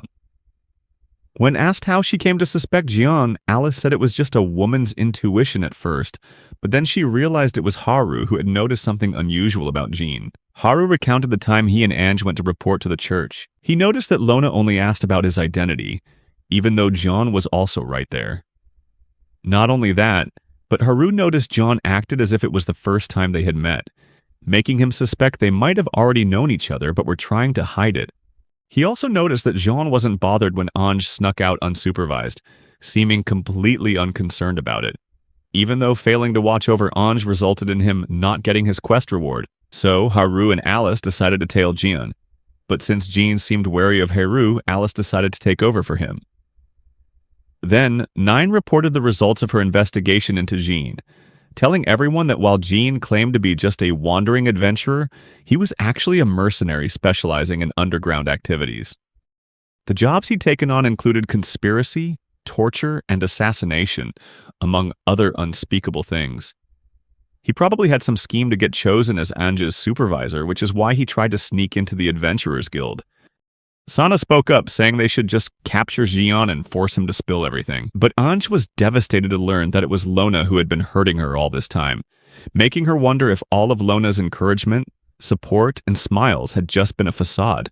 Haru noticed Anja's condition worsening, so he quickly took her hand, advising her to have a proper talk with Lona first. He said there was a chance Lona was being deceived by Jean, or that it could just be some kind of misunderstanding. Haru insisted that Anj needed to calm down and talk to Lona later. He wanted to advise her to trust her childhood friend, but he suddenly remembered what happened with his own childhood friend, Leticia, who was now just a scar on his heart. Haru really wanted to tell Anj she had to trust her friend, but he wasn't sure if he could say that when he himself had gone through the same thing. Anj noticed Haru had suddenly become sad, but when he told her it was nothing, Alice asked Haru for his next plan, since if they just went in and questioned Jean and Lona, they would probably pretend to know nothing about it. Haru was aware of that, so he came up with an idea and asked if everyone would hear him out. Meanwhile, at the sanctuary, Lona was staring up at the ceiling, recalling a recent memory of when she first met Jean. He had killed the assassins sent after her. Lona had been terrified by the situation, seeing assassins targeting her. She had asked Jean who sent them, and he claimed that he thought Lona might already know it was the other Saintess candidate, Anj, who had hired those assassins to get rid of her. He was deceiving her, but Lona thought Anj could never do something like that to her. He asked Lona if she really believed that, since she was the one who had worked so hard as a priestess, while Anj had done little more than become a Saintess candidate. Now that Lona had become a full-fledged priestess, Anj hadn't come to see her this whole time. He told her to think about it carefully and to remember if Anj had ever truly been her friend. The image Lona had of Anj in her mind changed drastically. She recalled a time she had spoken with another priestess, but her memories seemed to have been manipulated, making her think negatively about everything. Lona thought everyone was mocking her, including Anj. Her memories were altered to the point that she believed Anj thought she was a fool, only good for being used, and could never be loved even after she became a priestess. Lona's mind began to crumble as she believed these negative and manipulated memories were the truth, and that truth was a bitter one. She thought Anj had been deceiving her all along, even though Anj had done nothing wrong. Jean smirked to himself as his plan succeeded, then sat down and told Lona he was sent here by someone who had discovered Anj's plot. He asked Lona the priestess if she wanted revenge, and that he would help her. At the same time, in the castle, Sana asked Nine if she could have another piece of bread. Nine told her it was impolite to just ask like that. Just then, Lord Cardinal expressed his concern over the decreasing number of patrolmen. Haru reassured him that everything would be fine, for which Cardinal was very grateful. Lord Cardinal hoped that the situation would calm down soon. Suddenly, a soldier rushed in to report some bad and urgent news, even if it meant interrupting their breakfast. The soldier announced that the so-called fake Anj had turned herself into the Adventurers Guild. Hearing this, Jean was the most surprised person at the table. He asked where the fake was now, and the soldier reported that she was being held in the guild's dungeon. This news spread throughout the town, but no chaos erupted elsewhere.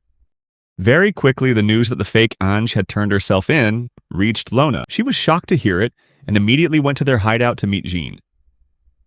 She asked him what these rumors meant, and Jean was just as surprised as she was. He was relieved to see that it wasn't Lona who had turned herself in. Lona wasn't sure if this was part of the plan, but Jean confirmed it wasn't. This meant someone was trying to interfere with their plans.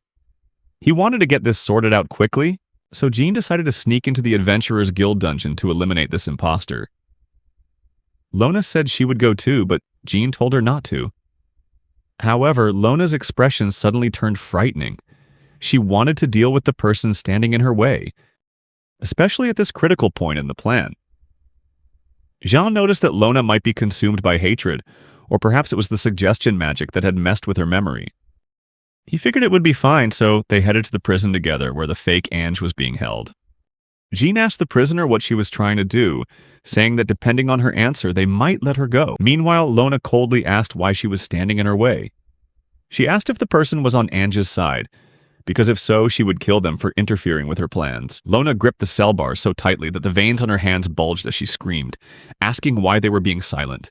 She yelled that they shouldn't do unnecessary things because she wanted to get her revenge on Anj herself. The person in the cell smiled, and both Lona and Jean were stunned to realize it was Alice.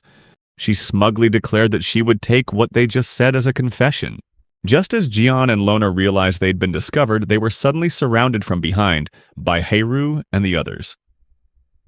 Haru asked if he needed to explain the situation to Jian, but Jian already understood everything. All his suspicions had led him right into Haru's trap.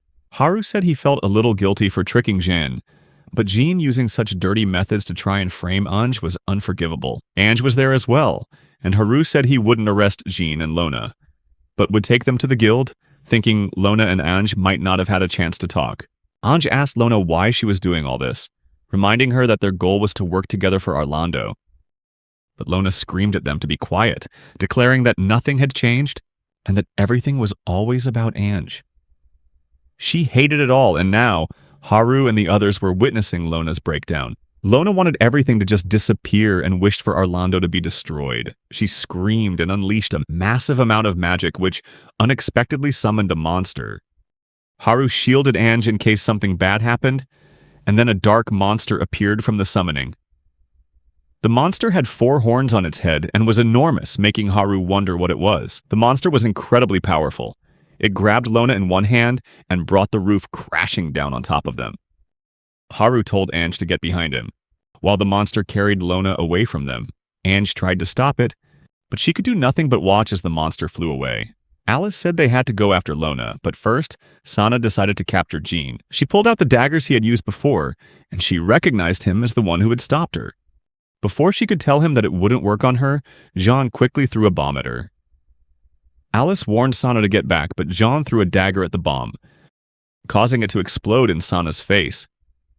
They realized it was just a smokescreen with pepper powder inside.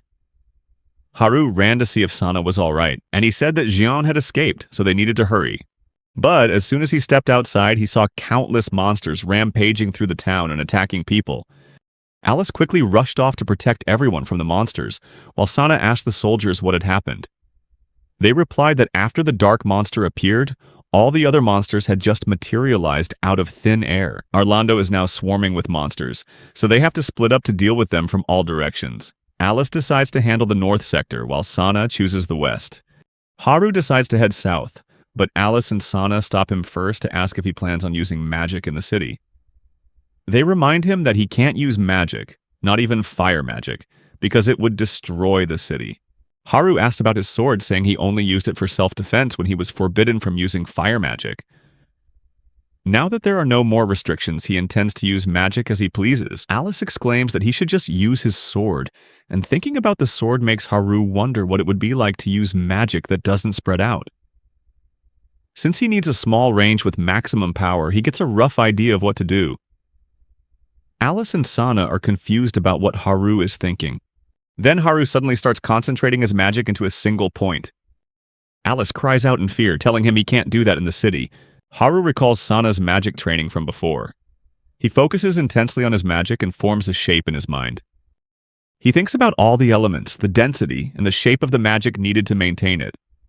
Finally, he creates a sword of fire, blazing with immense power. He holds it without any problem, while Alice and Sana are both shocked to see a fire spell they've never even heard of before. Just then, a monster rushes in to attack them. Haru decides to test out his fire sword. He rushes forward and slices the monster to pieces. He feels satisfied after using this spell, and assures Alice that he can now fight within the city. Alice is still both amazed and shocked to see that Haru just created a new spell in the blink of an eye. Haru agrees with her, and she begins to explain that spells are something that even the world's best mages take years to develop. So it's not something that can be done so casually like he just did. Haru says that what matters is that he did it. Even if it's strange, as long as it works, it works. Sana is terrified by Haru's power and thinks she should call him Demon Lord instead of Master from now on.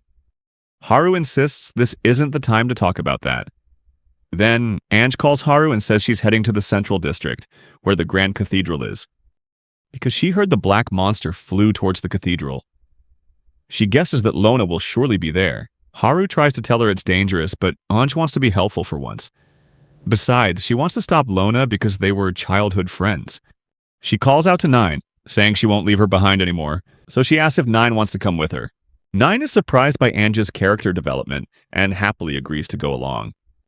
Haru is glad to see things are going smoothly, so everyone heads off in their assigned directions to resolve the chaos in the city of Arlando. Meanwhile, Jean is worried about the sudden changes in their plan, but he thinks it will be fine as long as everything works out in the end. He's impressed that the priestess managed to summon quite a few monsters at the last minute. Not only that, but one was a high-level monster like an archdemon, with absolute resistance to magic. The archdemon is also immune to any spells used against it, making it the natural enemy of mages. He wonders what Haru will do against this monster. Meanwhile, Alice is slashing at the approaching monsters. However, she isn't fast enough to land a slash powerful enough to finish them off. She struggles when a wolf monster attacks her. She stops it by blocking with her sword, then spins around and lands a precise slash on its neck. She thinks she can handle this as the monster's neck slumps over. She wants to do her best as a level 22 swordsman to support Haru. She knows she can't do much, but with so many people trying to take advantage of Haru's power, she feels she needs to remind him not to use his magic too often in front of others. Just then, she suddenly realizes that Haru had always acted as support for Leticia in battles, since he was never allowed to actually fight or use his magic. And, come to think of it, he had also told her that he sometimes had to wait outside. She realizes that Leticia might have been trying to protect Haru all along, so that his power wouldn't be discovered by anyone to prevent him from being exploited. This meant that Leticia hurt Haru in order to protect him. She isn't sure about this. Meanwhile, Sana is eliminating the monsters on her side without much effort. She's able to handle them with just small movements, chopping them to pieces. Sana achieves an easy and magnificent victory, creating a pile of monster corpses. She believes her master Haru will surely praise her for it. She imagines receiving lots of praise from Haru, which motivates her to work even harder. Meanwhile, the archdemon monster is sitting at the top of the Grand Cathedral with Lona in its hand. Lona seems to have lost her spirit, her eyes gazing down at the burning Arlando below. She wonders if she can get her revenge, when in reality there was never anything to get revenge for in the first place. These negative feelings, this desire for revenge, were all due to suggestion magic used to control and warp her emotions. The only thing she saw was everyone loving Anj while no one ever looked at her.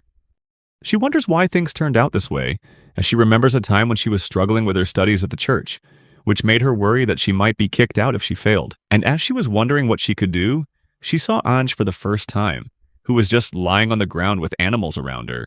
Lona thought about this girl, dozing off in the church courtyard like that. She walked over and woke Anj up, reminding her not to sleep there, or the church instructors might get angry. Anj slowly opened her eyes and was startled to see Lona standing right beside her. She smiled and apologized for sleeping there while she was studying. Lona didn't think anyone could possibly study in a place like this instead of in the classrooms, but Anj thought that studying here under the sun felt pleasant and was better. She asked if Lona wanted to study with her, and Lona felt that this girl was really strange. But after Anj helped her with her studies, Lona realized she was a good person to befriend. She asked for Anj's name, and from then on, they became friends. Over time, Lona grew to cherish Anj even more, as they grew up together and supported one another. Anj always treated Lona as an equal, but when Anj talked to other people, Lona's obsession with Anj made her feel as if her friend was betraying her. Lona didn't like that, so she gradually developed the twisted idea that Anj was deceiving and using her. She thought she had to get revenge on Anj for it, even if it meant killing her. Meanwhile, Nine led Anj to the roof of the Great Temple. As soon as Anj arrived, she started looking for Lona. Lona was surprised to see Anj appear, but out of hatred, she ordered her monster to attack. Anj and Nine quickly realized the danger, and Nine protected Anj from the attack. Lona smugly declared that it was good of Anj to come here just to be killed by her. Meanwhile, Anj tried to get Lona to listen. But Lona was beyond reason, screaming for Anj to beg for her life, yelling at her not to mock her like she always did. Anj, meanwhile, couldn't understand what Lona was saying. Lona told her to shut up, but suddenly felt her strength fading. Nine informed Anj that Lona seemed to have run out of mana, which was to be expected after summoning so many monsters. Anj worried for Lona, since running out of mana in her current state could lead to death. But this was also their chance to understand that Lona's actions weren't simply instigated by Jean. It was likely Jean had used suggestion magic on her. In that case, Nine decided she would fight the monster using her Flare Blast magic. Lona said that attacking the demon was pointless because of its high magic resistance. Nine already knew that, but she was trying to lure the demon away. She told Anj that suggestion magic seeps into the cracks in a person's heart, and to remove it, you have to pull out the doubts from deep within. Nine declared that she would fight and keep the demon busy while Anj talked to her. Ange agreed to do it while Lona felt unwell.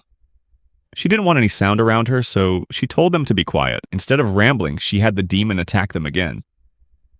9 managed to dodge the blow, taking Ange with her. Ange told Lona that she had felt lonely when she couldn't see her, but Lona retorted saying Ange was always talking to the other priests. Lona tried to recall that time, but suddenly she couldn't remember the negative memories anymore. She remembered shutting herself in her room after becoming a priest. So how could she have seen Ange talking to other people? 9 told Ange to keep talking to Lona. Ange asked Lona if she remembered the times they studied in the church courtyard and ate together in the cafeteria. They had also eaten pancakes made by 9 and gone shopping together on their breaks. Lona started to remember the good things she couldn't think of because of the suggestion. But when Lona remembered the day she received the revelation to become a Saintess, she remembered how happy she had been about it. As Lona remembered that, the suggestion was broken. She started to feel dizzy and lost control of the archdemon. The monster dropped Lona to the ground, and Ange and 9 rushed to save her. Lona was back to her old self, and Ange realized it. So she hugged Lona tightly, crying, finally reunited after so long. But their problems weren't over yet, as the archdemon approached to attack them. Since the monster control magic had disappeared, now, as the monster's attack closed in, they closed their eyes. But after a moment, they realized nothing had happened to them. When they opened their eyes, they saw Haru had protected them with a defensive spell. He asked if they were okay, and announced that he had come here after wiping out all the monsters in the South District, while the other districts had also been taken care of by the others. So now, all that was left was to deal with the archdemon. 9 told him to be careful because this monster has the highest magic resistance, so magic wouldn't be able to harm it, no matter what he used. Haru listened to her, then asked if this monster was any different from Sana. Ancient dragons also have magic resistance, but his fire attack had hurt her a little. 9 wasn't sure, but said there were no records of an archdemon ever being harmed by magic. Haru suggested that perhaps its magic resistance was just stronger than others, rather than it being completely immune. The archdemon grew enraged after being taunted by Haru, and it challenged Haru to try and attack it. Haru happily accepted the challenge and decided to go all out. With that, he focused all his magical energy into a single point, causing the entire space to fill with magic and tremble from its pressure. 9 and the others were astonished to see that Haru's magic could create such immense tension in the air just from its creation. They were witnessing Haru's true power for the first time as his expression turned serious. Haru focused all his magic and unleashed a powerful flare blast, striking the archdemon head-on. The whole of Arlando shook from the intensity of the attack, and when it was over, he thought for sure it had worked. But as the dust was blown away by the wind, he realized a dark figure was still standing in the same spot. When the dust settled, Haru saw that the dark figure belonged to the archdemon, which had been burned to ash by his attack. He hadn't expected the power to be so immense that the archdemon's entire body would turn to ash and soon vanish into the air. Now, he had succeeded in defeating it. Haru asked Ange if she could talk to Lona. The others were completely shocked to witness his powerful magic defeat an archdemon with pure strength alone. Lona, remembering nothing from when she was controlled, asked Ange who this person was. Ange told her that Haru was a good person, so everything was fine. Jean was just as surprised as he knew the archdemon's strength well. It could withstand up to 100 high-level spells without injury, and the fact that it was defeated in a single blow showed just how monstrous Haru's power was. Suddenly, he was caught by both Sana and Ange. They were able to find Jean thanks to Haru's intuition that he would definitely be watching the scene from nearby. Jean couldn't help but be surprised by that, and he knew he didn't have the strength to defeat an ancient dragon. Seeing that, he accepted his surrender. Alice thought it was weak of him to just give up like that. Jean said he didn't have the courage to resist after witnessing an attack like Haru's. He was glad he got to see something interesting today, and with this, the fake saint incident came to an end. Afterward, Lona remembered nothing from when she was controlled and was shocked to learn about everything that had happened. Fortunately, no one was killed in the incident. Sometime later, Haru went to see Jean, who wanted to meet him. Jean said that he didn't feel the same way as before, and declared that he had been silent previously, but now, he had something he wanted to tell only Haru about the incident. Jean told Haru he wanted to tell the truth because he didn't want this to be covered up if he reported it to the guild. Haru asked if it was true that someone more powerful was behind this incident, someone capable of covering it up. Jean agreed with that part, and admitted to Haru that he was really just a mercenary, so he wouldn't plan something as crazy as destroying a city. Jean said that he was actually asked to do this by the Lord of the Labyrinth City, Azrael, and her name is Milira. Haru asked why a lord from another city would want to do something like this. Jean said he didn't know what was going on in her head, but the mind control magic used on the priestess was forbidden magic. The forbidden magic for impersonating others, as well as the monster summoning, were both powers belonging to Milira, and he was able to activate them for some reason with a bit of authority Milira granted him. Jean insisted he knew nothing else, leaving Haru a bit confused and asking why Jean would accept such a request in the first place. Jean said that Haru was truly a naive kid who didn't know anything, that a mercenary takes any job based solely on whether or not it pays. Jean stated that was all he had to tell Haru for now, and that Haru could ask Milira for the rest himself. After giving Haru this information, Jean also wanted to ask Haru something in return, asking how he obtained such immense power. Haru replied that he didn't really know much about it. But if he had to say, it was that he trained a lot with his childhood friend and worked his muscles until he couldn't move. Jean couldn't believe Haru was serious about something so mundane and told himself he shouldn't have asked Haru such a thing. Though he thought Haru was so naive, it was a miracle he wasn't on a wanted list for his power. Haru insisted he would never do anything evil, but Jean called him a fool for thinking that way. Jean explained to Haru that just having an unusual amount of power can lead a person down the wrong path, so Haru should understand the extent of his own power if he didn't want to lose the things that were important to him. Haru was surprised to hear that from someone like Jean, and Jean realized he was being a bit out of character. He told Haru that was all they needed to discuss and that he should go now. On his way back, Haru thought deeply about the matter, and it led him to believe that Jean wasn't lying about anything. The problem now was the lord of another city, who had tried to frame Ange and sabotage Arlando. Haru wanted to find out the reason behind it all, and how that lord was able to use so much unusual magic.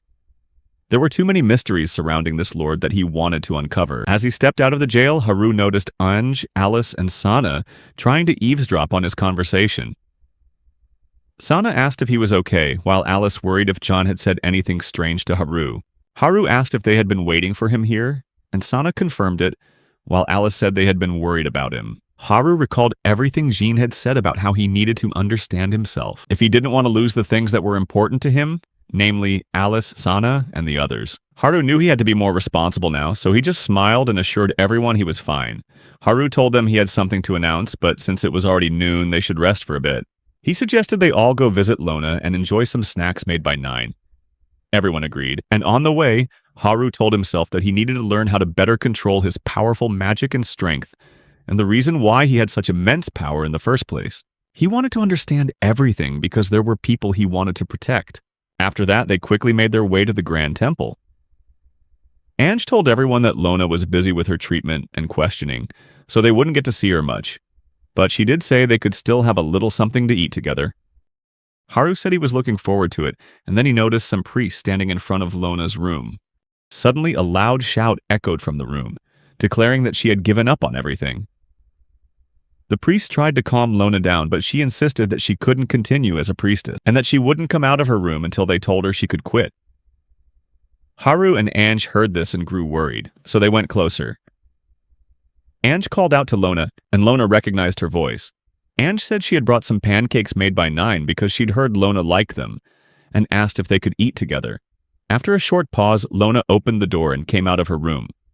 Later, Alice, Sana, Haru, and 9 were eating at a table.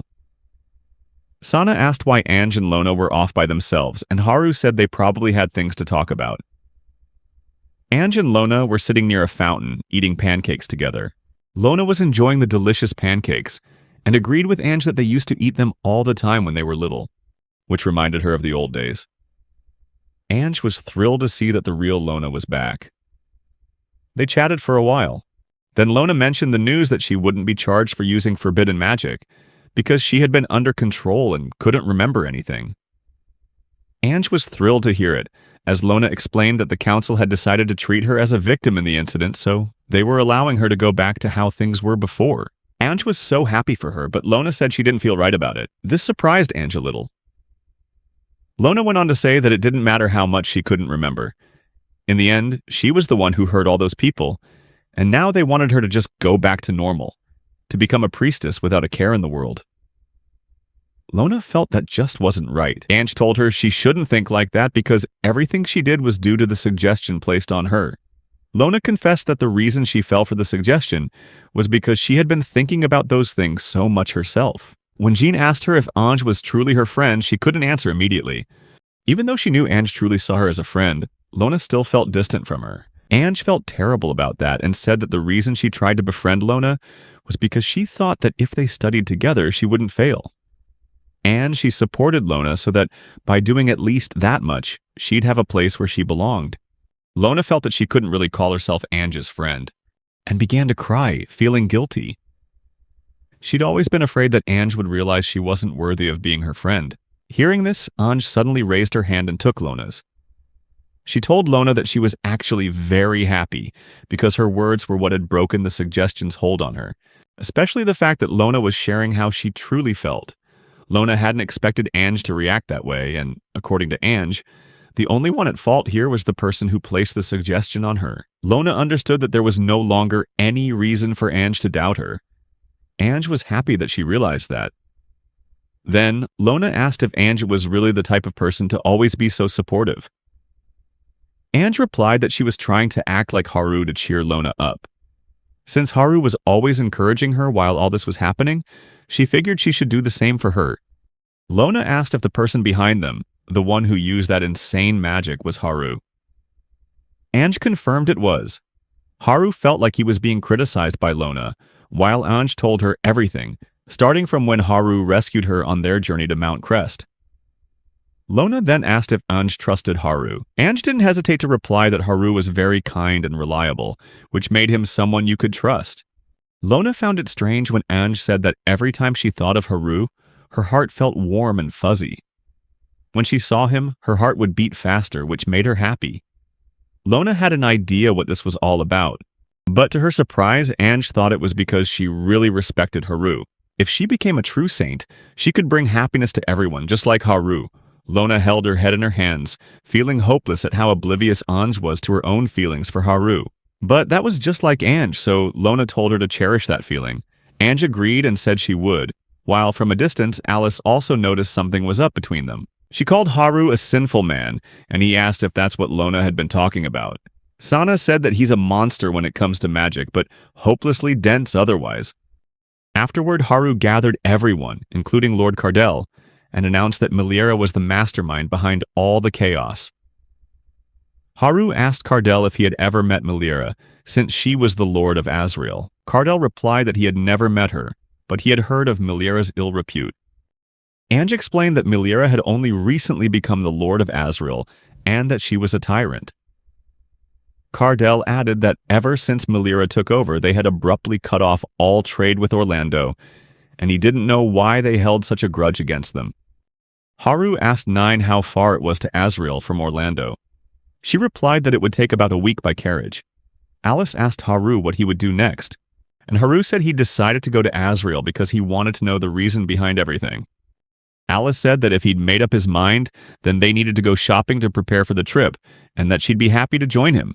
While Sana was ready to leave at any time, Haru was surprised to hear they wanted to come along. He asked them why they wanted to come, since he was heading to where the mastermind behind all this was located, which would certainly be dangerous. Alice just asked him why he was planning on going alone. Haru seemed a bit anxious as he told Alice that his plan to lure Jean and Lona to the prison had resulted in many people getting hurt. He felt responsible for that, and he was worried he'd just cause more trouble for everyone. Haru was overthinking things, so Alice pinched his cheeks and told him they were going together, regardless of what he said, because he always said things like that, blaming himself whenever something bad happened, and that wasn't okay at all. Ange said she felt the same way and reminded Haru that he was the one who said the culprit is the one at fault, the one who started all the trouble. So she wanted to help him too. Haru noticed Ange was being more assertive now. Lord Cardell, however, said that he didn't think Ange needed to go. But Ange argued back, asking if he really expected her to just sit back and wait, while Haru did all the dangerous work to find the truth. She said that now that she'd completed her pilgrimage, she could use a little healing magic, so she wanted to do what she could as both a saint and a lord's daughter. Lord Cardell realized his daughter had grown stronger, and seeing that there was no stopping her, he spoke to Haru. Calling him by his surname as a sign of respect, he said he was entrusting his daughter to him as a comrade. After that, they prepared to set off on their journey to Azrael, and Lona Cardell came to see them off and wish them a safe trip. Everyone was happy to receive such a warm send-off. Lona said she wanted to go with them too, but she had her duties at the temple. Ange told her not to worry about it. Lona took a deep breath, and then said she would continue her work as a saint for Ange's sake, and for the sake of the city of Orlando, which had forgiven her so readily. She wanted to work hard to become a true friend to Ange, and told her that she loved her. Ange replied that she loved Lona too. And so they began their journey, waving goodbye to each other. Lona prayed to God to bless and protect Ange, Haru, and the others. Afterward, Haru expressed his happiness to Ange that she and Lona had mended their friendship. Ange was happy but also worried that Lona must have endured a terrifying suggestion spell that made her act that way. She wondered what kind of person Miliera was, and knew she wouldn't find out until they met her in person. Meanwhile, Haru was thinking about something else. He felt like they had forgotten something. It was the hero's journey on Mount Crest, where the hero Leticia had been imprisoned. She struggled greatly and finally managed to break the sealed door, escaping from there. Leticia was furious with Haru for daring to lock her up in such a damp and musty place. She yelled that he was a fool and that she wouldn't forgive him the next time they met. She wanted revenge by defeating Haru and locking him up to repay the favor. Then, Leticia remembered she was starving. She figured his punishment could wait until after she'd had something to eat first. Her hunger grew stronger. But as Leticia felt something was wrong with her, a mysterious person suddenly appeared before her. This person seemed to know Leticia. She asked Leticia if she was the heroic swordswoman. Leticia confirmed it and asked the mysterious woman who she was. She replied that it was rude of her not to introduce herself, and that her name was Miliera. She expressed her joy at getting to meet a hero. Meanwhile, at the guild's prison, it was time for the guards to change shifts. They encountered no problems outside. While inside, Jion was sitting in his cell, feeling very bored. Then, someone appeared in Jean's cell, and he recognized this person. It was a little girl, and Jion thought she had arrived sooner than he'd expected. He guessed she must have been following him from somewhere nearby. Seeing that she could get into his cell undetected, showed him that he had indeed signed not just Miliera's request, but his own death warrant. He knew he was about to die, so he told the person who had come to assassinate him that she should run. Seeing her, he was certain she had been sent to kill him, regardless of whether he succeeded in his mission or not. The assassin girl told him not to compare himself to her, then drew her sword and with one clean slice, sent Jean's head falling to the ground. His blood splattered everywhere, and the guards heard a noise coming from inside. They went to check, only to discover that the prisoner, Jean, had been killed in his cell. The killer turned out to be a small, innocent-looking girl, who had apparently just completed another assassination mission. Surprisingly, her next target was the traitor. Sam, the carriage driver, asked if the others could get off here, as he claimed that no decent person would want to go near the city of Azrael. After they got off, the driver reminded them to be careful up ahead, and Haru thanked him. Then, they readied themselves for their next adventure in the Labyrinth City, Azrael, which loomed before them in the distance.